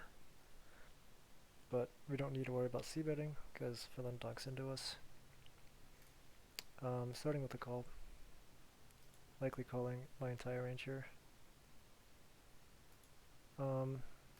The question is, do we want to turn our hand into a bluff, or do we want to just keep calling? I think it's close. If villain is not going to fold a lot of his pairs, then we are probably better off just not bluffing. Because basically when we bluff with ace king, we're trying to get pairs to fold, and if pairs are not willing to fold, then I'd much rather just call. So I think I'm just going to call here. And yeah, 8 completes some draws. I think if he goes all 3 streets. Yikes. Okay. Got some other spots to take care of first. Calling here. And facing a pretty small 4-bet. I think I'm going to peel with ace 4.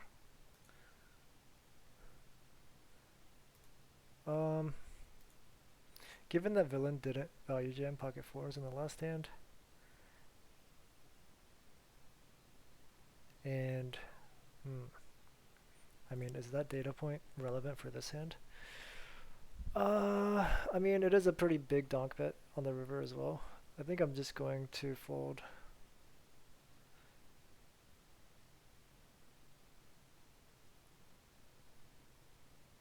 I don't know. feels really close. Over here, 4-bet pot. I think I'm just going to check the spec. And I'm going to fold, I'm going to fold, I'm going to fold. That was a spot for sure. That's a gross river. I think it was a 3-bet pot, blind versus blind. Villain c-bet flop, check, check, turn.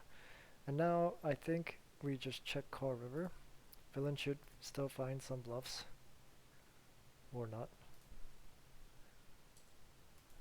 Over here, obviously calling with a nut flush. And yeah, that's a really, really good river for the cutoff, as he should have ace king, some sets, some top pairs now.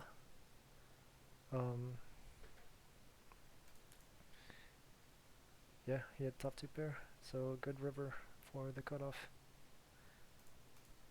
Surprised that he's 4-betting queen jack suited.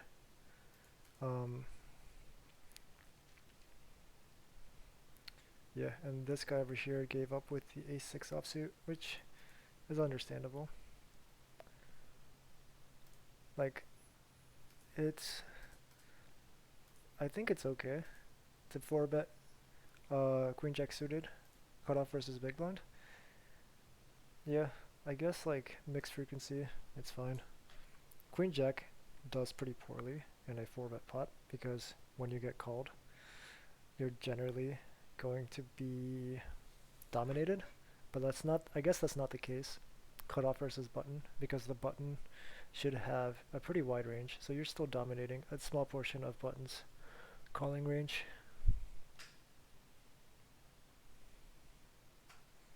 Yeah, like cutoff versus button, I guess that's the one spot where you're allowed to get out of line with your 4-bets.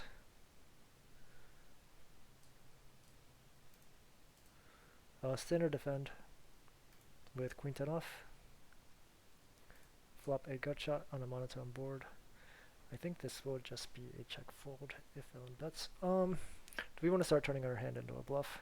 Villain is on the passive side, so you can still have a lot of stronger hands that check back the flop. We have queen high, which has a decent amount of showdown value, so when we start betting, we're trying to get pocket pairs, some 5x to fold. Yeah, it's hard to say if betting or checking is better. I think if I had a club, I would like to bet, but since we have such a low equity draw, I'm just gonna check and hopefully get a free card.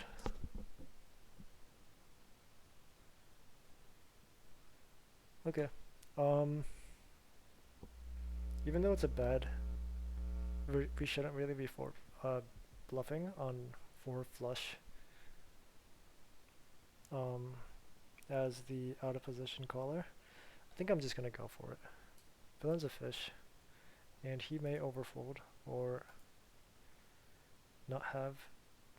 Yeah, this spot might just be like a game of chicken, and the first bet wins.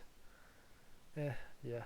So villain had a really strong hand that he was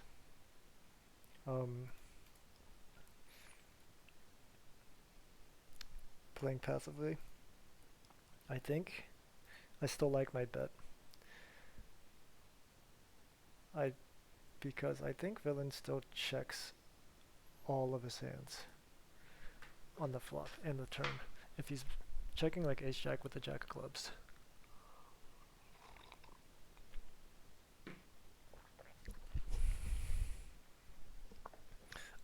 It's tempting to bet here. Let's see, do we get better hands to fold? We can get some like better ace highs that flow to the flop to fold. We can get some lower pocket pairs. I think I'm going to bet. It's like a bit ambitious to get queen x to fold, but we might have the best hand and be betting. We can easily call a check raise.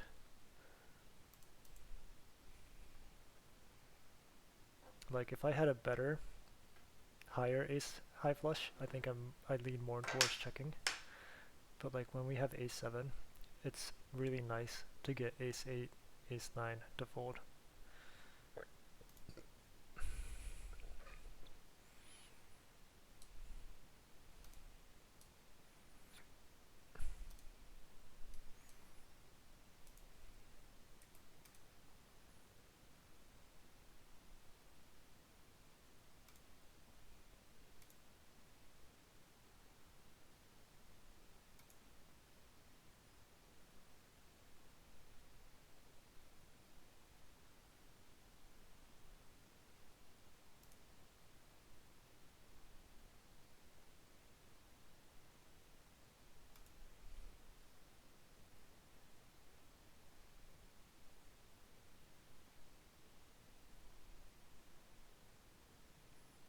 Okay, standard defend versus small blind open.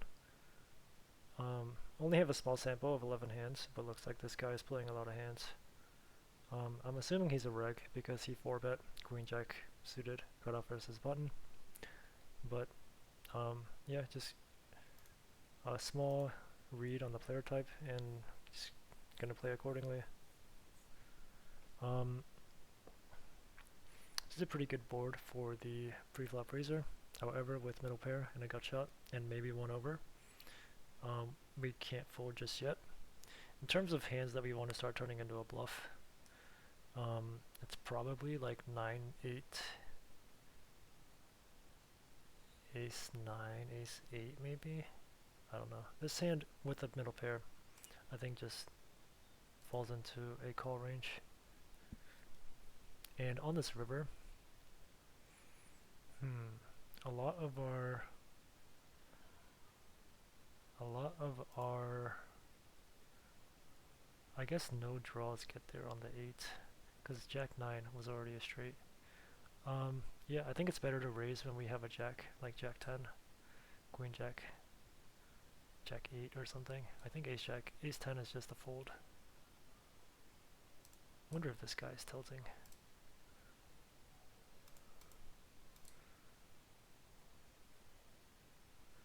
But obviously not going to make a light call with no confirmation that this guy is spewing.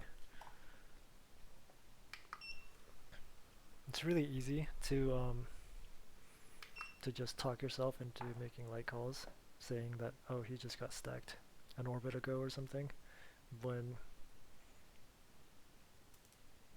really you have no data to back up those claims. So it's best to just ignore those until you have evidence, really.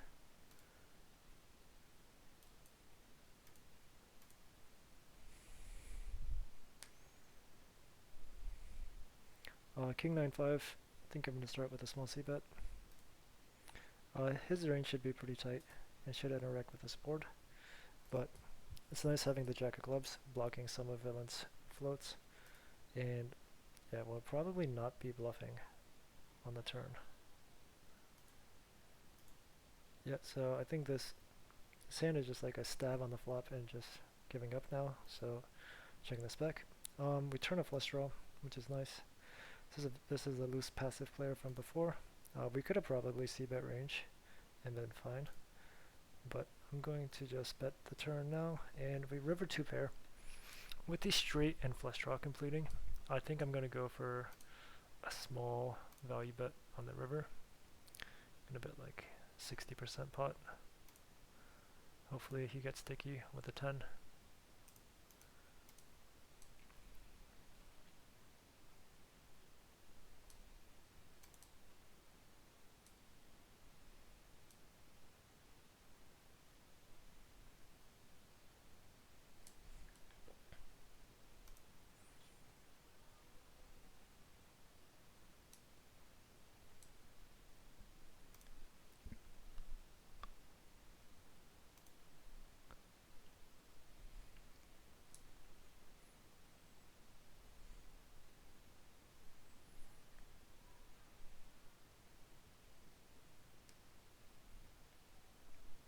Well, at least for this session, I'm glad that things are turning around a little bit. I'm not out of the hole yet. I'm still stuck like $700, but I think I was stuck roughly, I don't know, $1,300 or $1,400 at the bottom, and I was a little worried that it would continue. But yeah, maybe next time will be the time that we record a minus 3K session.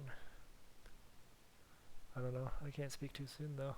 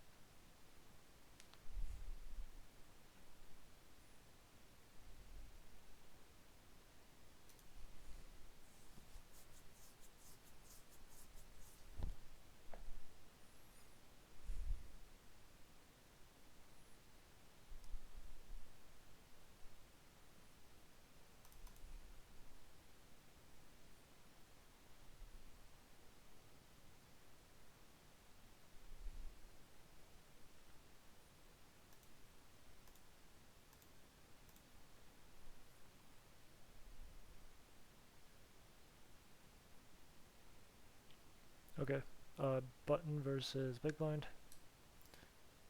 Facing a dunk bet, just gonna call. And likely raise the turn if villain decides to bet again. Over here, we open the cutoff and the button in the big blind call. I'm tempted to c-bet, but I think I'm just gonna check. Facing a large 3-bet, I'm gonna fold, especially since it's the hijack. And over here, I think I'm gonna bet 2/3. And likely following through on the river if called.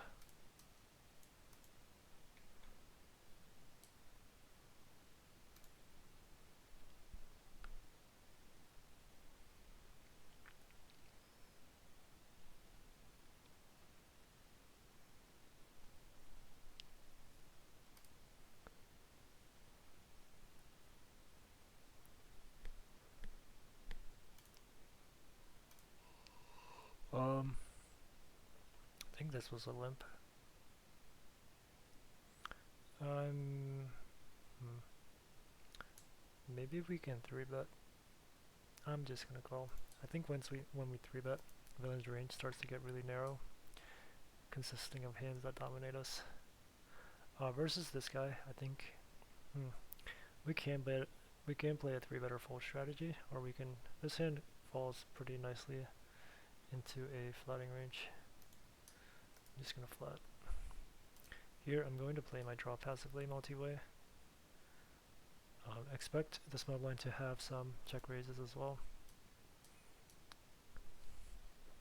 I guess the 8 technically should hit everyone's checking range. I think if anyone bets, I'm going to raise.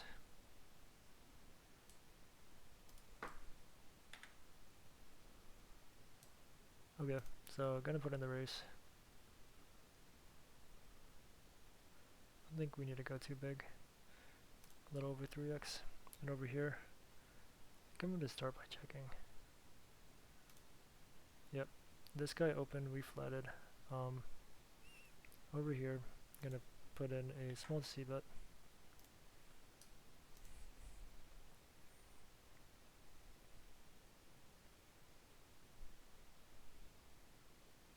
The small blind's gonna have such a hard time playing that spot because I can easily have an 8, and he's probably thinking that I probably bet a lot of my draws on the flop. So when I check the flop and raise the turn, it likely looks like an 8.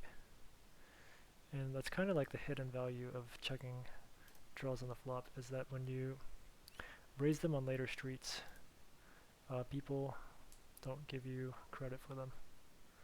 Over here, I see bet 1/3, check the turn, and likely going to call river bet, pretty much just paying off all queen x.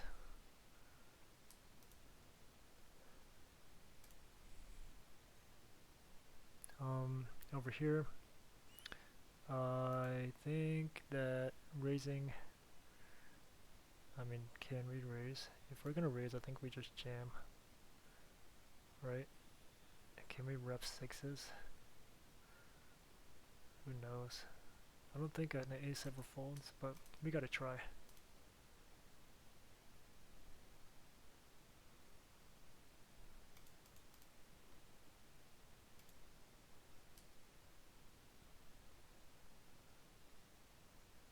It's like, is there value in going small to target a 6?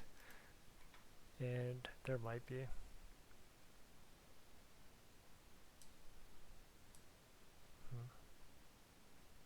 Maybe there was. I don't know. Or maybe villain folded an ace. I just don't think a 6. Yeah. I don't know. Maybe I just assumed that a 6 wouldn't bet the river, and that it's most likely ace x, and I just went for the block chop. And maybe it worked.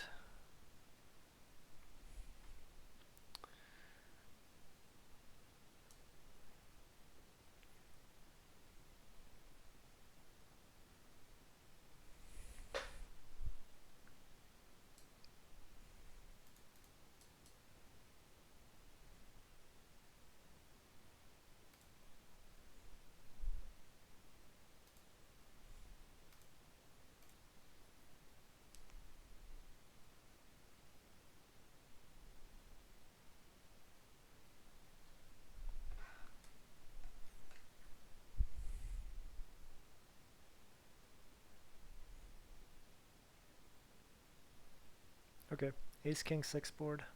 Um, I'm going to see about this, and I think we should be using a large sizing. So, going to start off.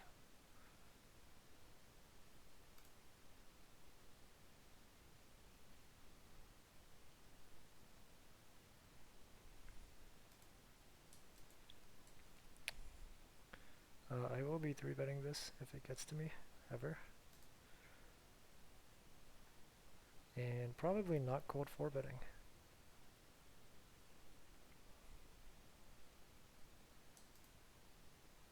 Yeah, this guy just joined the table. Usually when people just join tables, they don't have player reads, and they play a little bit tighter. And also, yeah, I'm going to 3-bet aces.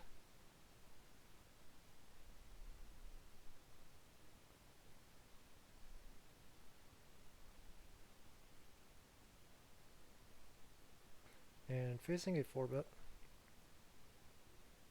I think I'm just going to get it in.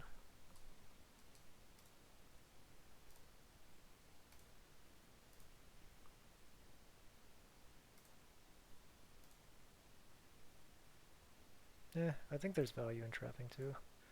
Um, yeah, maybe I'll trap.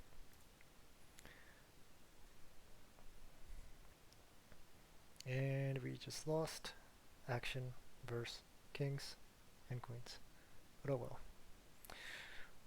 That happens sometimes. It's like extra bad because the jack is out there too. So now kings and queens also lose to jacks. Okay, so villain starts off with a small c-bet, which I think he should do with range on this board. He should still have a range advantage.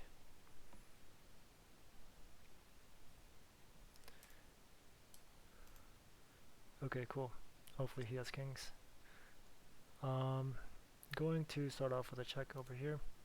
I check the flop, and villain is now leading for pot. I think we have an easy fold. Multi-way donk bets. This isn't even a donk bet. Multi-way leads. We kind of have to give some credit. Over here, I think I'm going to bet really, really small. Here, still checking. I think I'm just going to check the showdown.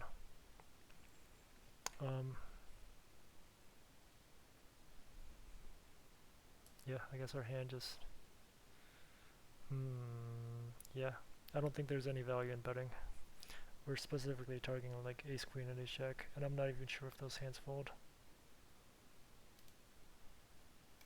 Okay, well, I think this river, this should probably be a snap decision with like, if he has like 2-pair plus, he's calling.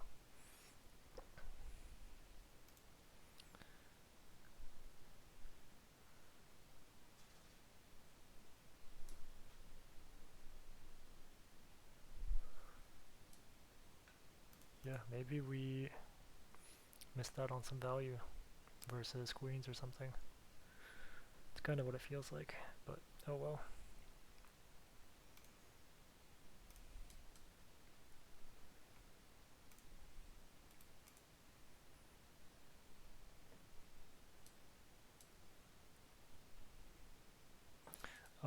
I think I'm going to fold bottom pair.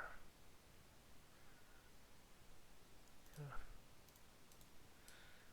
Let's see that board again.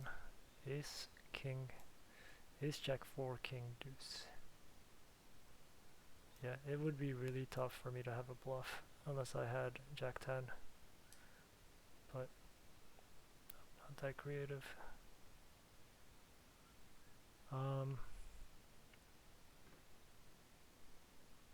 Actually considering calling, but we don't have enough reads on this guy.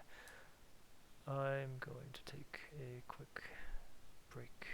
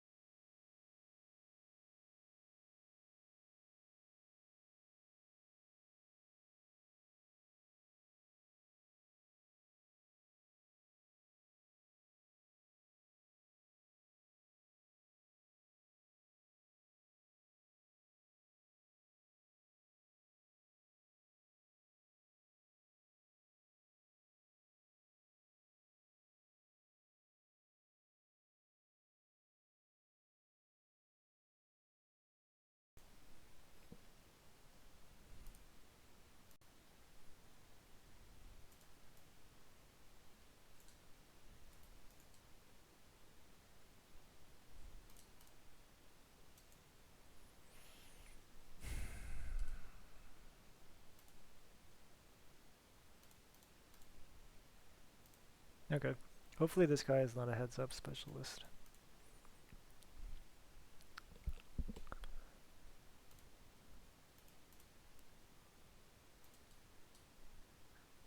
Pretty clear call with king 10 off. Heads up. 5-4-4. I think our hand is a little too strong to start check raising. We don't get many better hands to fold. So just gonna start off with a call. I expect this bet to be a range bet from villain. And yeah, I think once we start raising, we're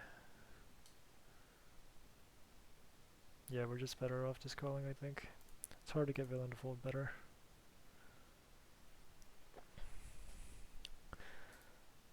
And gonna check. Villain can start betting more. I want to say a more polar range. I think by the time we arrive on the river, I don't think our status has changed too much. We still have an okay amount of showdown value. Villain can still check a lot of hands that we beat on the turn. So yeah, I'm just gonna check. I would bluff like almost everything worse than this. So I actually think villain's supposed to bet the turn there. Oops, that should be an open. Because a 5 is going to be good a lot of the times, especially 5 with a good kicker. So I think that hand has confirmed that villain is not a heads up specialist. And yeah, let's see if we can beat him. Yep, and right as I say that, he's gone.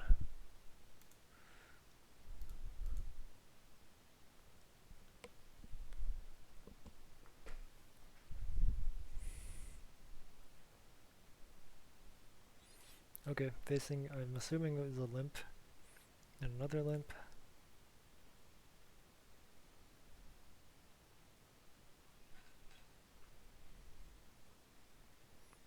Oh, we turn a pair. We could have the best hand sometimes.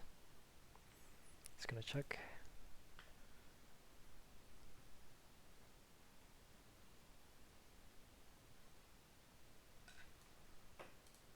Unfortunately, I don't think we can continue. We're better off continuing with hands that contain a spade. We still have some, like, maybe even, like, 2 pairs.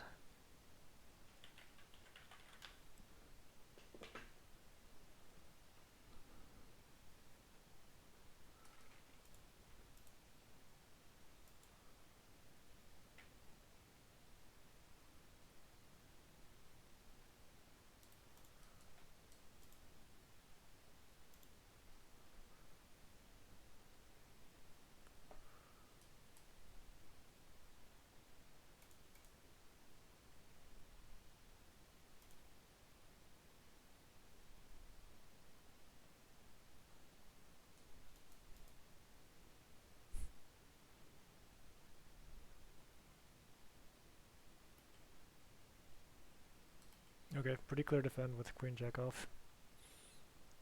Appears to be that both players are recreational players, so I mean, even if they were regs, I'm still defending here.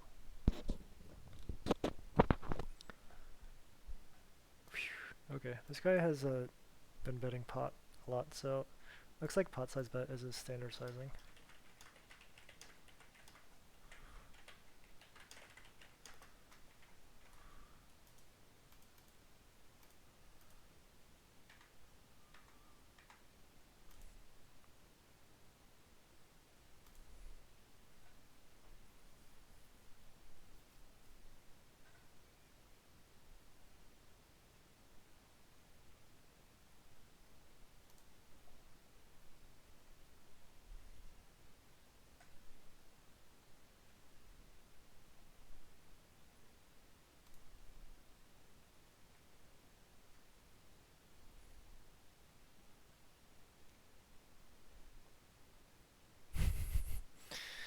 The sneaky backdoor 2 pair. And this guy had ace jack suited. So, yeah, pretty standard call, I think. Pretty wide float flop, but over here, I'm gonna 3-bet the. I think this hand can go either way. I'm gonna call.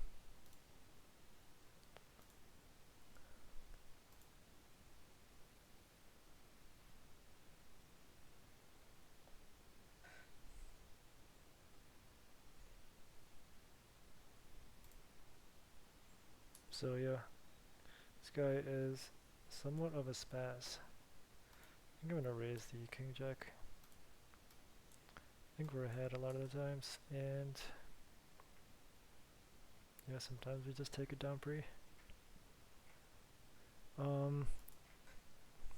Tempted to bluff this. I think I am. Just gonna use a small size.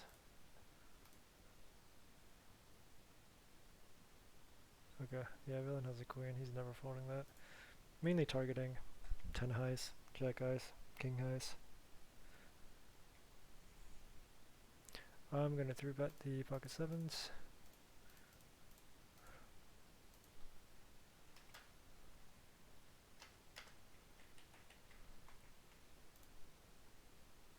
And we get 4-bet. Oh, this is the one guy. Yeah, this is a pretty clear call, or pretty clear fold with sevens versus a button 4-bet. He shouldn't even be 4-betting that much. I mean, this guy is probably 4-bet bluffing the right frequency, but either way, sevens is still a clear call, or clear fold in my opinion. Okay, going multi-way versus the spaz. Not a board where we can realize equity cleanly. Okay, well that makes our decision much easier.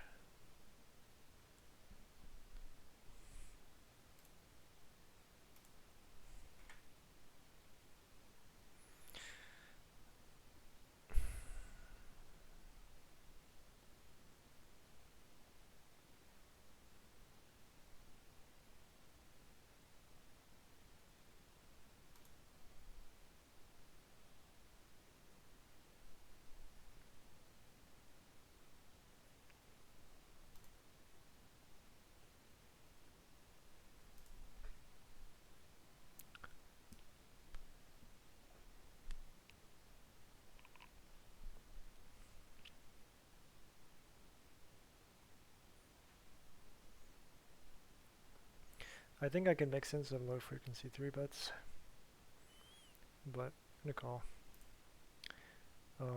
Gonna play a little on the passive side when we first start playing against a new villain, just to get reads on their player type before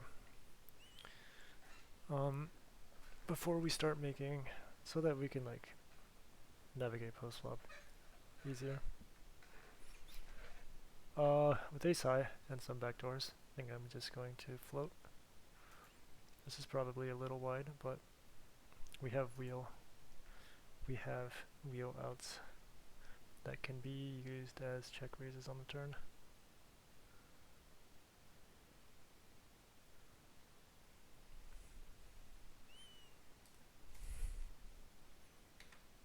Okay, interesting that this guy goes bet over bet. I think the 8 of clubs is an okay card to overbet on, but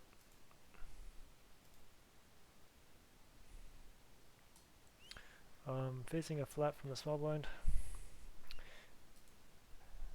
villain is likely a fish, but I mean regs are allowed to some regs have small blind flatting ranges there as well.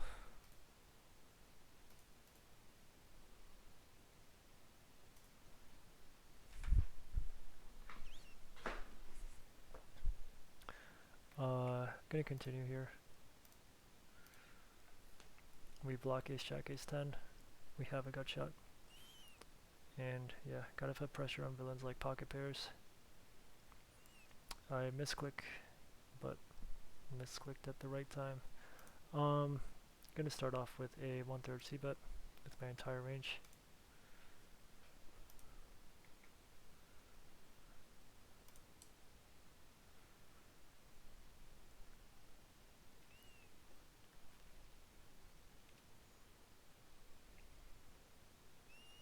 And should we hit him with the overbet? No. We're just gonna play this hand. Now we normally would play it. Gonna bet a little over half pot. I like choosing the sizing that puts 7x in the most uncomfortable position. And I think this sizing would be good if I had a bluff. And I'm gonna defend queen 5 suited versus 3x, button versus big blind. And now I think we want to start polarizing.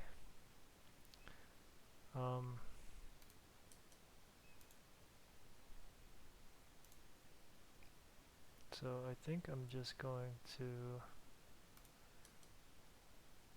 bet like little over pot. Gonna defend blind versus blind. Over here, it's an easy fold. Yeah, not gonna be overstabbing here. We have like no equity. Maybe if there was like an 8 or 9 out there, we can consider it. But I expect villain's checking range to be protected enough where we can't just blast off.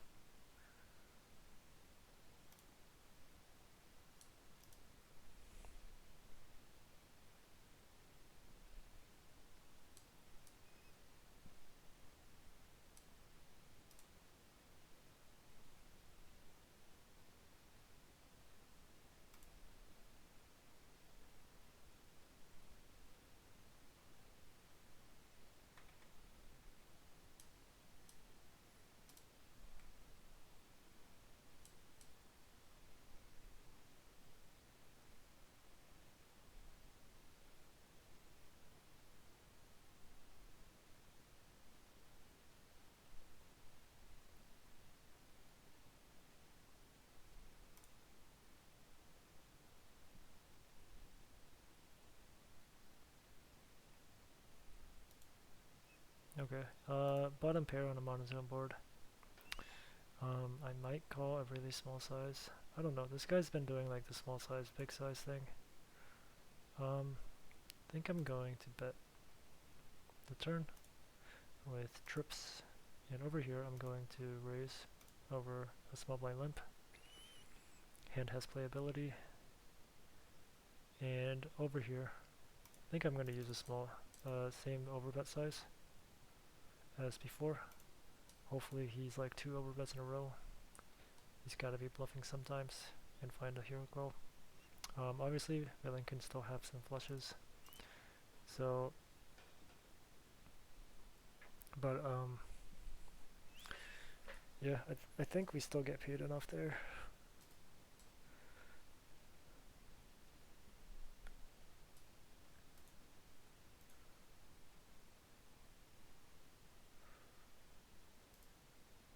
Okay, we ISO the cutoff, and our friend in the small blind calls. Over here, I think I'm just gonna flat. This guy seems to be a weaker player. And over here, I'm going to start off with a c-bet.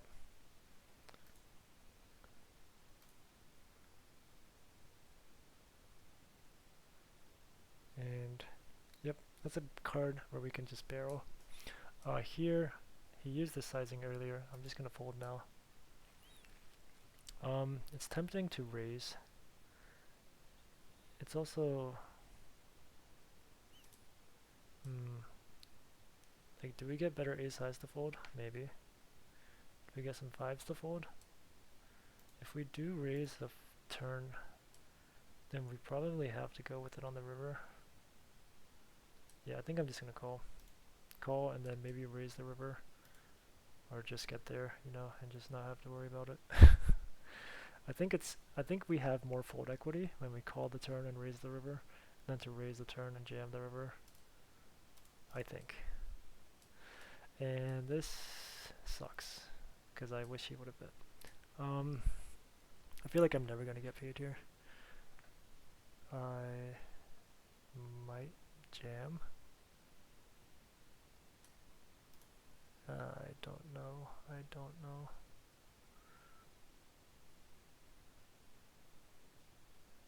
Whatever. Let's see what happens.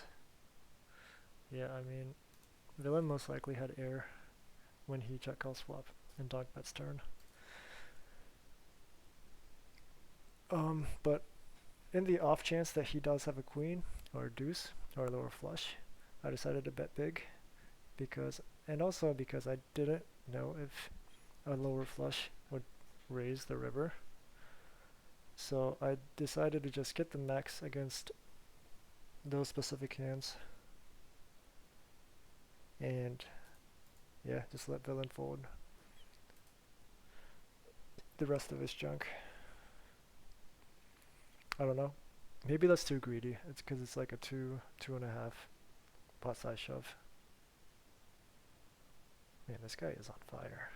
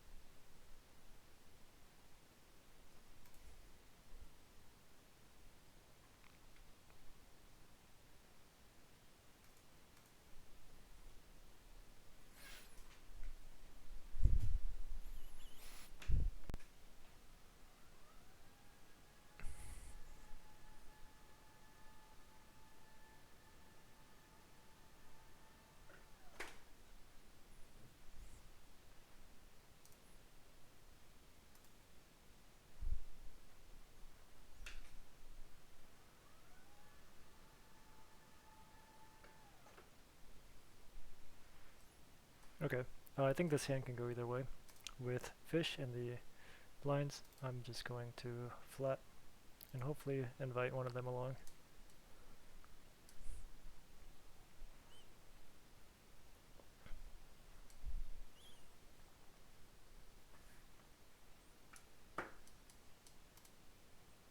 Okay, and the big blind squeezes.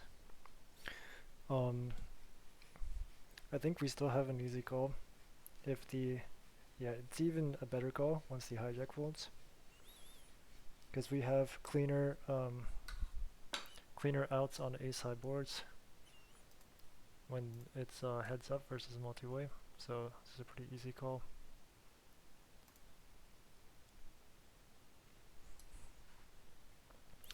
Exciting board. Our friend in the small blind 3 bets.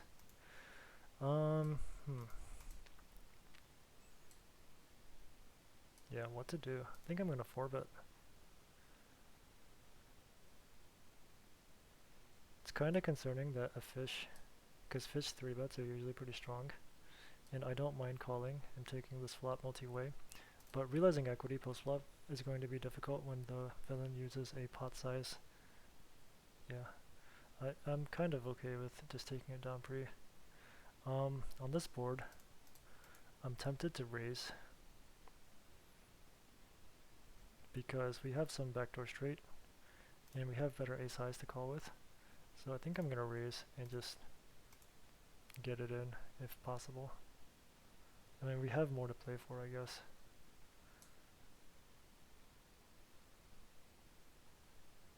A pretty similar scenario here with the ace-5. With the big blind as a fish, I'm just going to flat.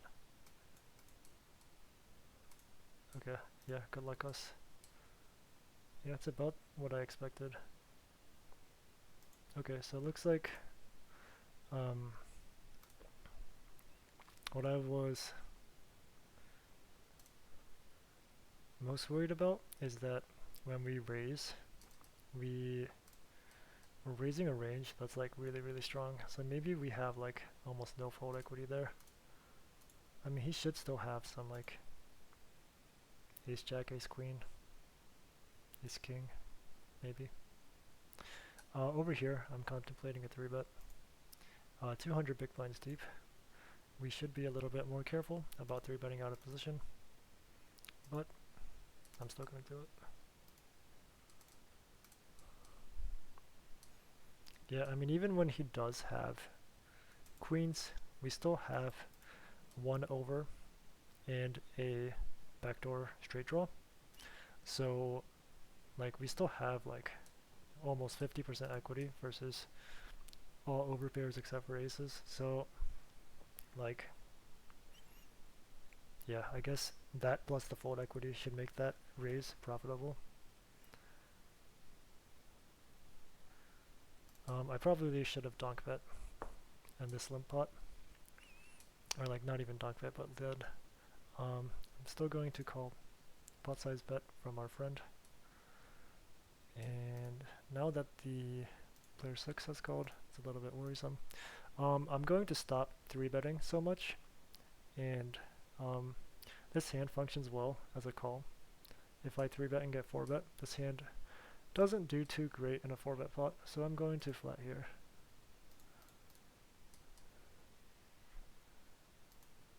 And yeah, I think I'm going to start working in more flats and less 3-bets. I think. I don't know. Maybe I should just let him 4-bet and then like practice playing 4-bet pots, especially now that we're a little deeper. I think this is a pretty clear check. We're not getting better ace highs to fold, and we're not. We have a little bit of equity that we don't want to get check raised off of. Okay, so we turn an open ender. I think our range on the turn. Wow, this guy is a player. So he polarizes his range. I think we have an easy call. We still beat some hands like queen jack, and then clubs. We're still in position. Yeah, we have a decent amount of equity versus some of his overpairs that take this line, and yeah, I think I'm just gonna call. Okay, this hand is going to be a call, and on this river, I think I have a pretty clear bluff, or do I? So his range on the turn is like very, very polarized, and a lot of his draws get there on the queen. So like, is it worth bluffing?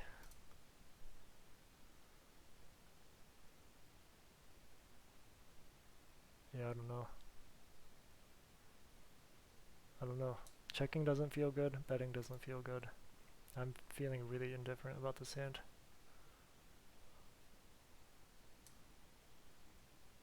I think I'm gonna go for it though.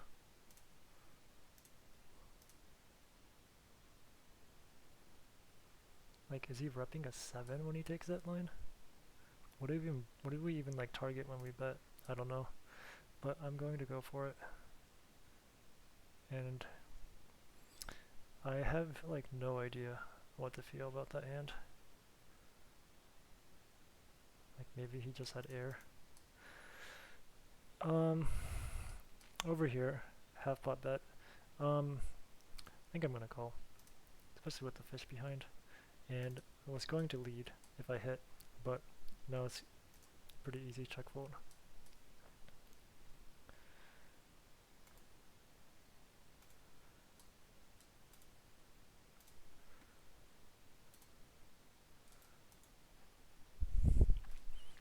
And just like that, we are up $300 this session.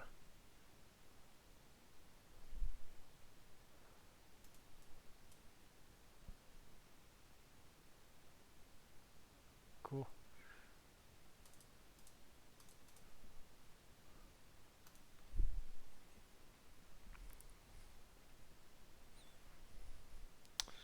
Whoa, turning 3s into a bluff. And limping 10-9 suited.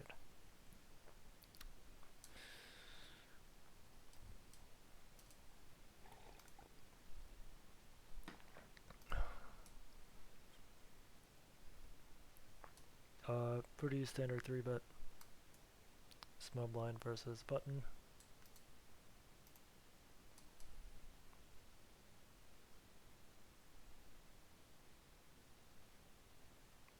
And folding bottom pair with the backdoor flush draw. Multi-way. I'd like to see that ace-9 hand again.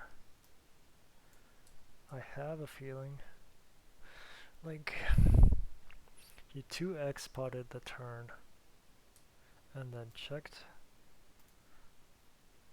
I think we have to bluff when like a lot of the draws get there.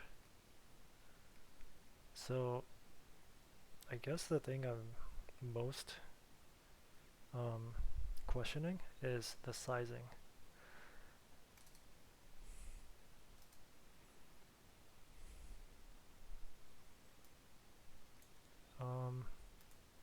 Because I think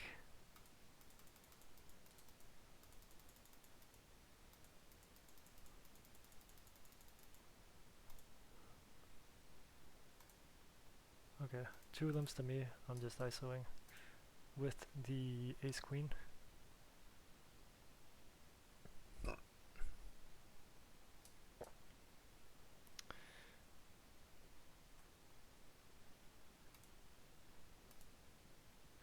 And I think I'm just gonna check. And I will call a bet if this guy bets. Cool. Hopefully this guy folds. Nope. I guess ace high is no good. Unless this guy had a draw. Oh, ace high was good. But they got through on the river. Yeah, I mean, it is... We could maybe raise the turn. Who knows?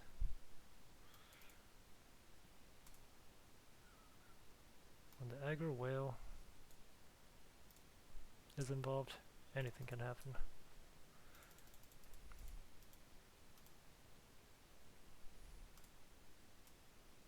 Okay.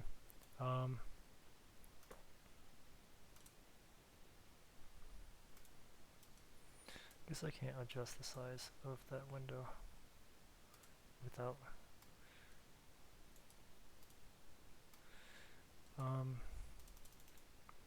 so pre-flop cutoff opens 3x. I call. We start the hand about 650 deep. Goes check check on the flop. On the 10 of clubs turn. Damn it. On the 10 of clubs turn goes, he bets 2x spot. I call, river club.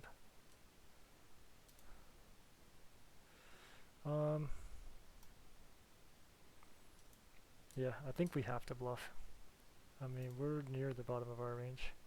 I think a lot of worse hands are betting the flop. So,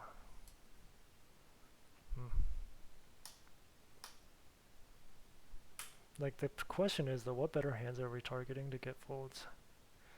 And I was thinking like maybe ace king, ace jack. Maybe takes this line. Maybe some 10x folds. Maybe some 8x folds. I don't really know. I thought we would be good sometimes, but I thought we would also lose. So I decided to, and I also thought that we had a decent amount of fold equity, so I just went with it.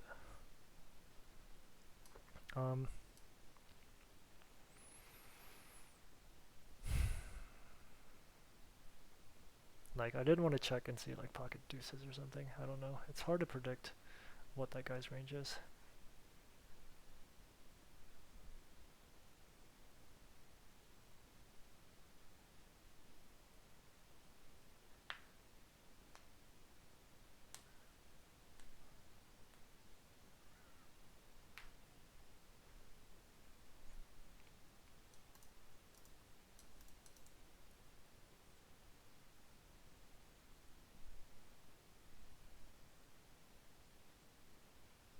I think I'm going to ISO out of position. Hand is a little too good. And yeah, it's always nice when you take it down pre. Oh boy, this could get big.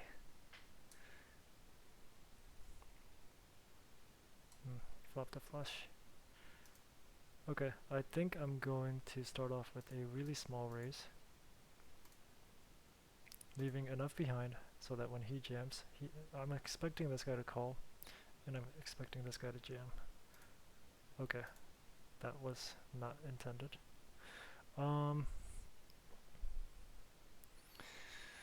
I mean, we can jam, we can raise small. I think I'm going to raise small. Because that's like the sizing that like queens and jacks will have a hard time getting away. Wow, why did you have to get... oh no, I spoke too soon.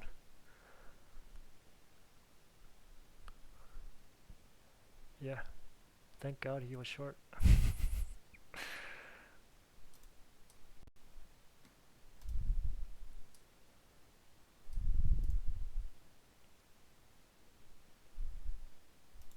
Wow, so that hand earlier,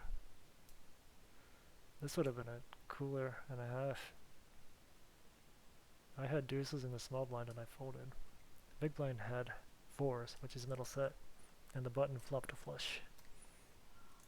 That would have been crazy.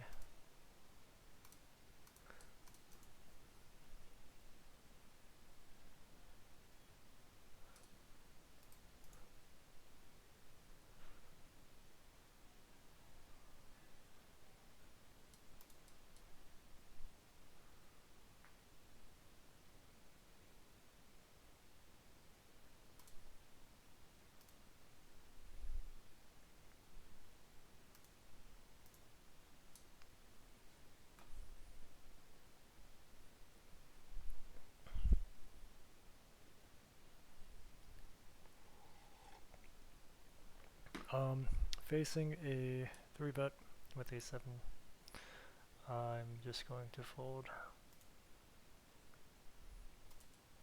I mean, I think we can call sometimes, but I'm perfectly okay with folding my worst ace-x. And by worse, I mean my ace-6 and ace-7. Ace-deuce through ace-5 is nice because those make wheels, whereas ace-6 and ace-7 are just ace-rags.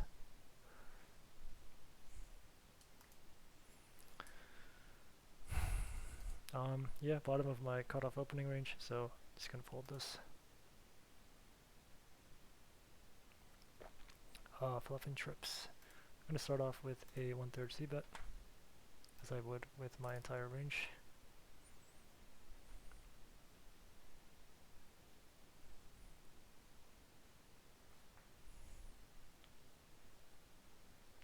Looks like we got some fish on fish violence.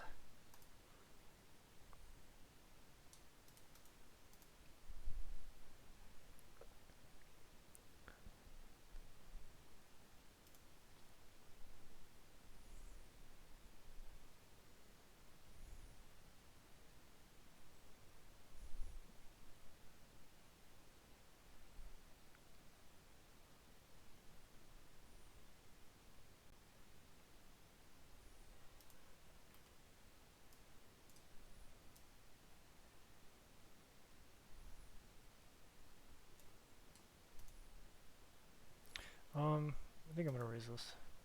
Should be good enough.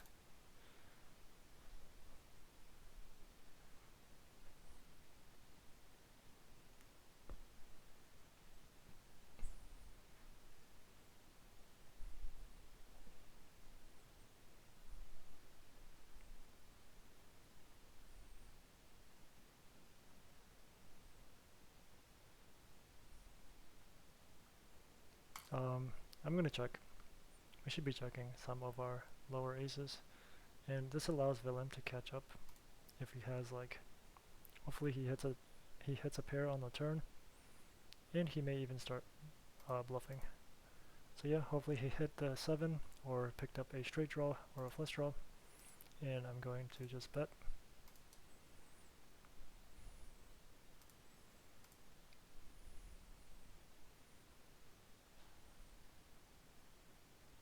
Okay, pretty brick river. I'm going to use a sizing that's targeting 7x, so I'm gonna go about $60.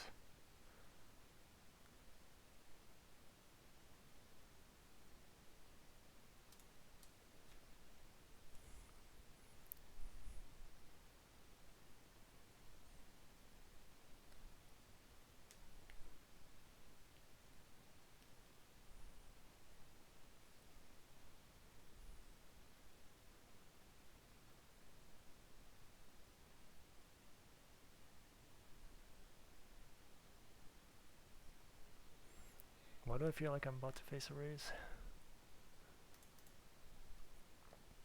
This is like the best game I've been in a while. Just too bad I'm either card dead or,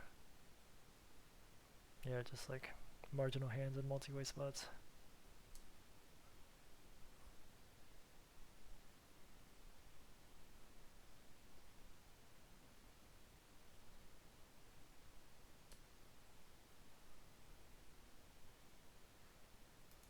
Pretty easy to defend with queen 10. 200 big blinds deep. We can definitely start 3-betting a lot more out of the blinds, but queen 10 off is clearly a call. It's tempting to float this. I think I would with a diamond, but with the offsuit, I'm just gonna fold.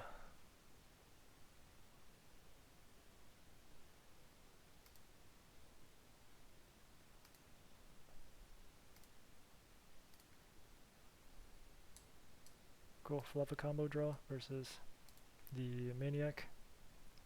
I think if he uses a half pot size, I think we can call or raise. I think I'm gonna raise. I don't expect to have too much fold equity, but we have a lot of equity anyway, and we can get villain to fold worse.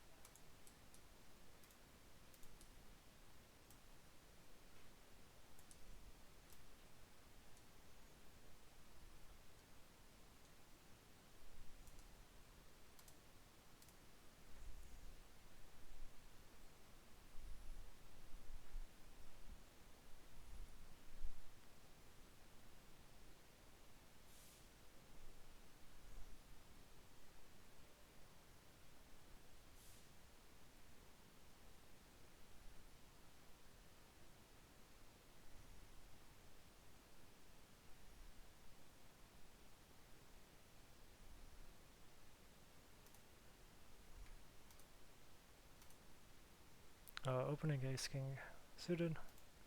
I'm gonna 3x this because big blind is our friend, the whale. Facing a limp raise, I'm indifferent about jamming or calling. I think I'm gonna call because the price is good.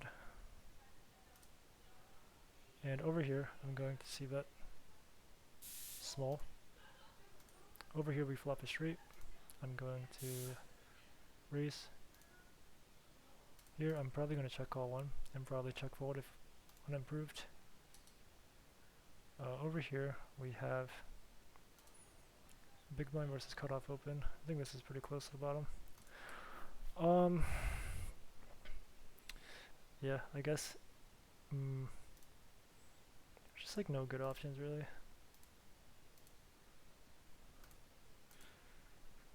Like we kind of have to give the whale credit because he's a whale.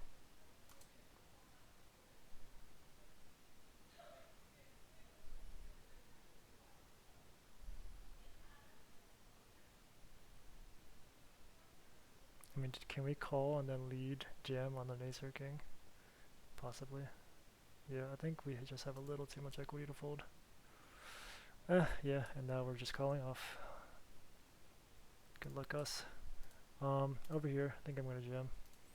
My range should be very narrow, with both draws bricking. Okay, it checks back.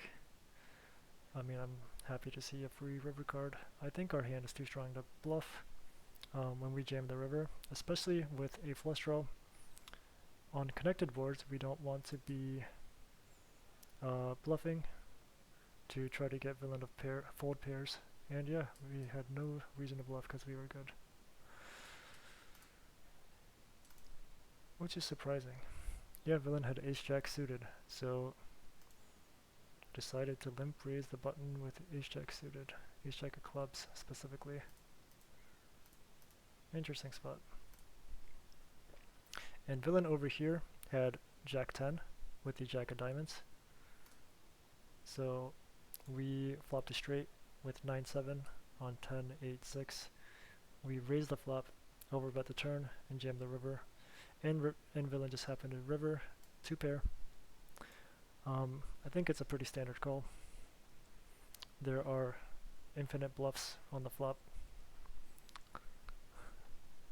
And yeah, when you river 2 pair, and also calling with 2 pair is kind of mandatory when I can have worse 2 pairs myself. Wow, what a 6 setup. And 9s, scoops. Whew, must be nice to run good. I'm going to start off with a large c-bet here. Especially on 10 high boards, we should have a big advantage, and a decent portion of our range wants to use a large sizing. It's nice having a heart and a club, because those block villains' continue range. So yeah, all the reasons to bet.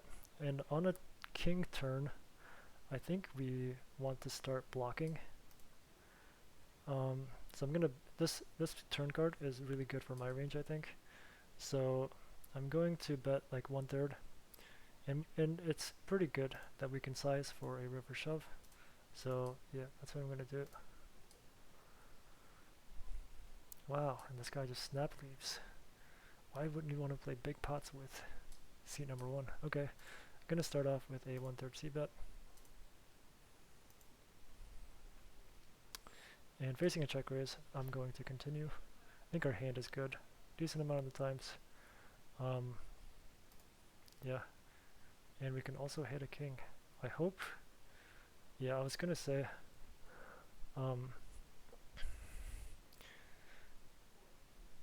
that this guy likes using a pot size bet. And I kind of expected that on the turn, but I guess he's going half pot this time. Either way, he should have a lot of draws like ace deuce, ace 5, 5 6, 6 7, etc. So yeah, not folding here. And the 5 is not a good river. This is a spot. I think I'm going to bet for value. I don't know what I'm targeting, but I'm going to bet.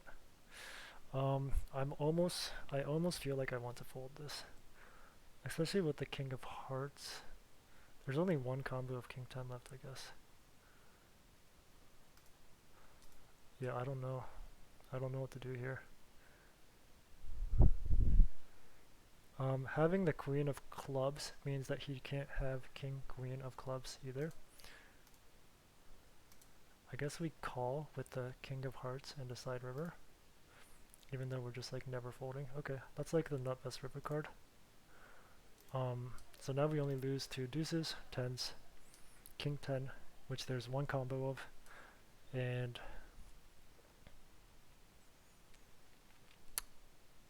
yeah, I think we just call.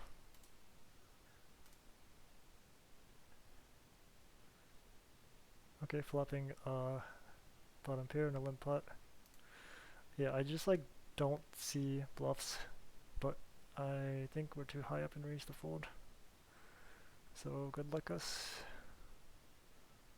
Yeah, he's got a very narrow value range, but I mean, we got like the best river card. I really don't like his raise. but I happen to have like the right combos to block a lot of his value. Yeah, it's really annoying.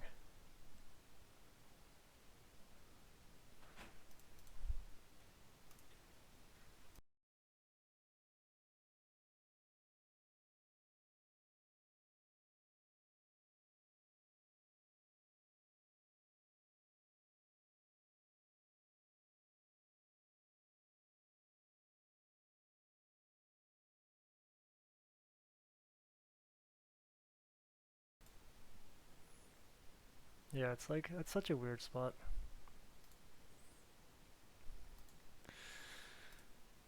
You kind of have to call.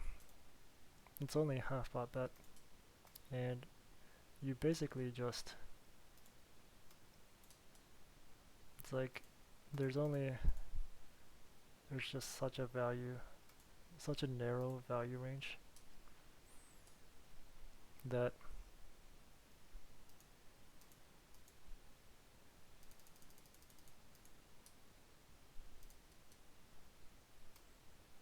yeah, it's pretty sick. We had like the right combos to c-bet flop, blocking the king of hearts and also the club. Turn the king, we block, which I think is good. Villain raises. Yeah, who knows? Maybe I'm supposed to be jamming to just deny equity versus like ace jack of hearts, ace queen of hearts, whatever. Up here, I'm going to start off with a c-bet. Going to use about half pot size since we're a little deeper. Yeah, and the 4 is like, there are just like no better river cards than the 4. I mean, the fact that he still jams on a 4 is terrifying, but I think it's just too good. Do we want to barrel on the jack? Probably not. 9-10 gets there. Queen jack improves. We also probably don't bet jacks. So I think a lot of our range is going to be slowing down on the turn.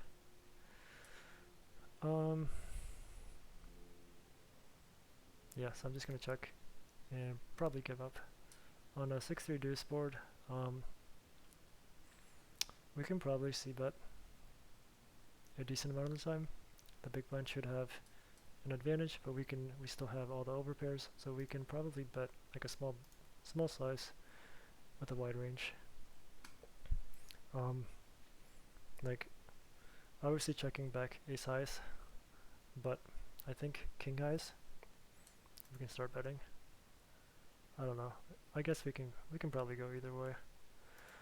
Facing a 1/3, I think we just call and continue, hope to hit an ace or king or a 10, and maybe check raise on diamonds. Okay, so the 10 of diamonds is an interesting one. I guess we just check call, right? Hope villain value owns himself with a 9. He should still bet a 9, hoping to get called by like sets and 2 pairs. Yeah, queen 10. So yeah, it's about the range that I expected him. And we have our 2 overs, we're live. Okay, family pot. I'm not gonna mess things up by 3-betting.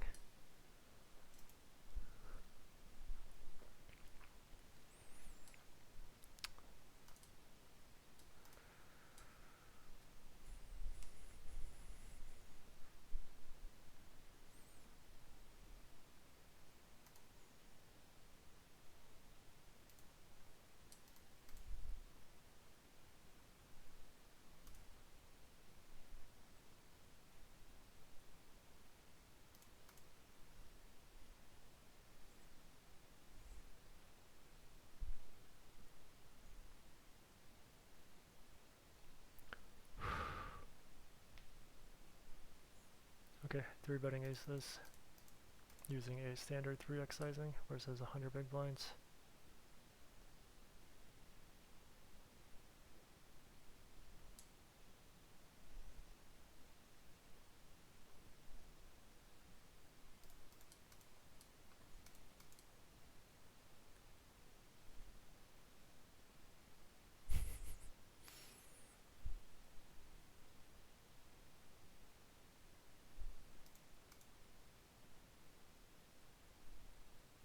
face a call. I think we should be c-betting, especially with the ace of spades.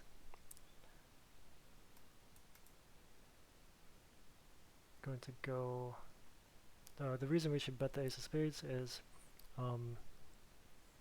villain is less likely to start bluffing the turn when we have the ace of spades, and also this hand just has more equity because it has a backdoor flush draw. So I'm going to go like a little under half pot. Villain's range should interact with this board, so yeah, I don't want to miss out on value by checking. And I think we have, we can go either way. We can block the turn to check back river, or we can bet the turn ourselves. I think I like checking, or yeah, our options are to bet or to check. I think I like checking. I think hands like, he's not going to have many offsuit spades that continue, so it like turns into really thin value when we bet. Obviously we can bet call this hand.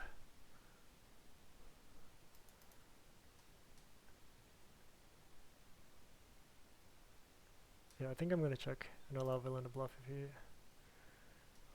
if he chooses. The king, like maybe, yeah, this is kind of a gross spot. So king queen improves. We have the ace of spades. Villain's flush combos are like king queen, king jack, queen jack, and some of the lower ones. I think this is just a call, and hope villain is bluffing. Like, what bluffs does he have though? Like jack 10, 10 9. I mean, it's only like a half pot bet. Villain might have like king jack, but I don't know if a king would bet the river. Yeah, I don't see myself folding. Yeah, king queen, nice hand. So he did have the one combo, or one of the few combos of king queen with a spade that would have continued the turn. Oh well. How, like, why do people just like snap leave after winning a big hand? Stuff amazes me. Okay, standard 3-bet small blind versus button. Gonna start off with a small c-bet.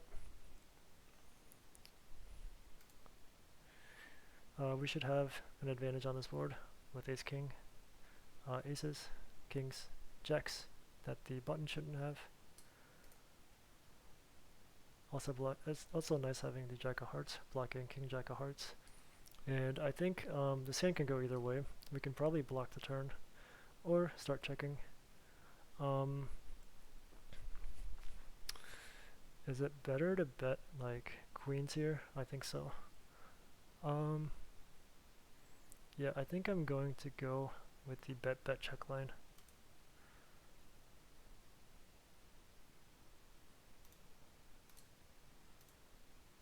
And obviously calling it one raise.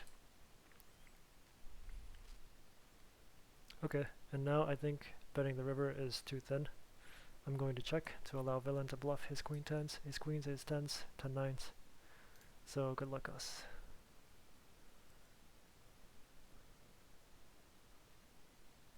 Yeah, half pot bet. I think this hand is just a clear call. Villain's going to have a king sometimes, but he's also going to have plenty of misdraws. Yeah, kind of starts to get bad when villain shows us king 8 suited, because now he just has a lot more king x combos.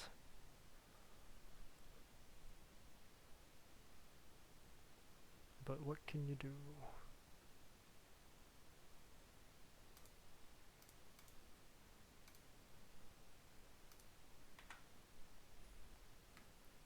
Okay, gonna defend with the ace 4 off. Big blind versus button. 7-3 deuce. Usually when there's low cards on the board, it's better for the big blind. I think this is a decent candidate to check raise. And I think I'm going to just check down 5s here.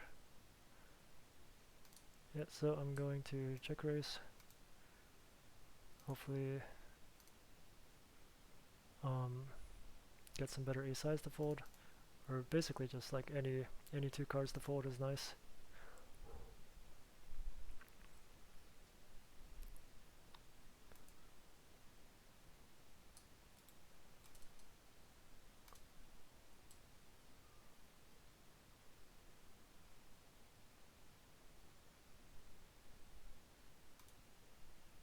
Okay, I think I'm going to wrap up this session. So last orbit.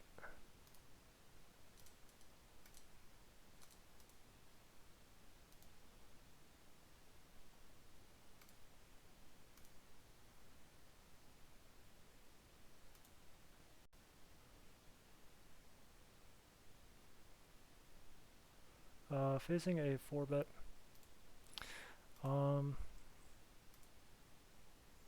This guy just like losing. He lost a big pot recently. Not that it matters. I think I'm just going to continue with a call.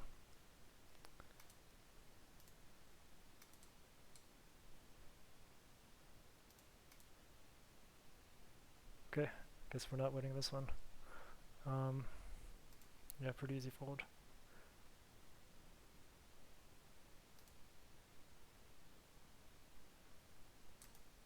Opening 3s in the cutoff if it's folded to us, but friend in C3 likes to open a lot, so more power to him.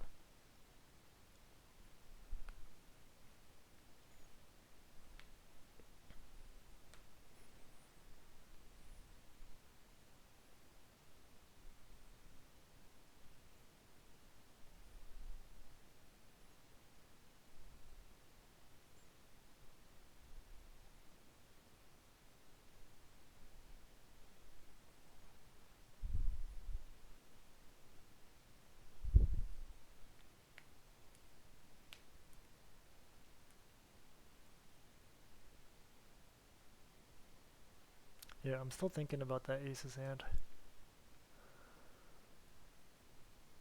I have a hard time coming up with bluffs for villain.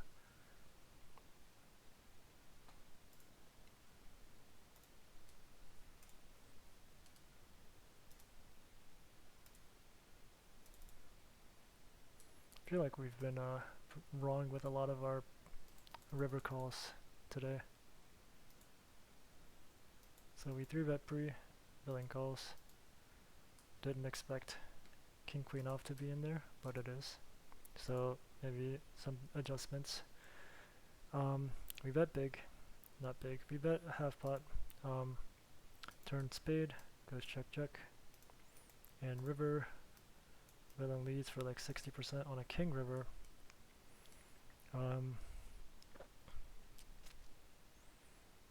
So he's got sets.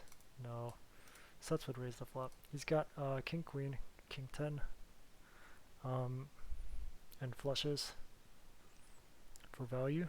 What does he have for bluffs? It's really hard to say. He also has ace jack for value. So bluffs would have to be like jack 10, 10 9, which is like maybe pocket jacks, which are very unlikely. I mean, it's only like a half pot bet. Yeah, I don't know.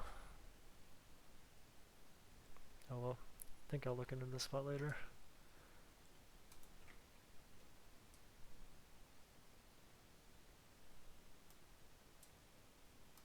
But yeah, thanks for watching. Catch you in the next one.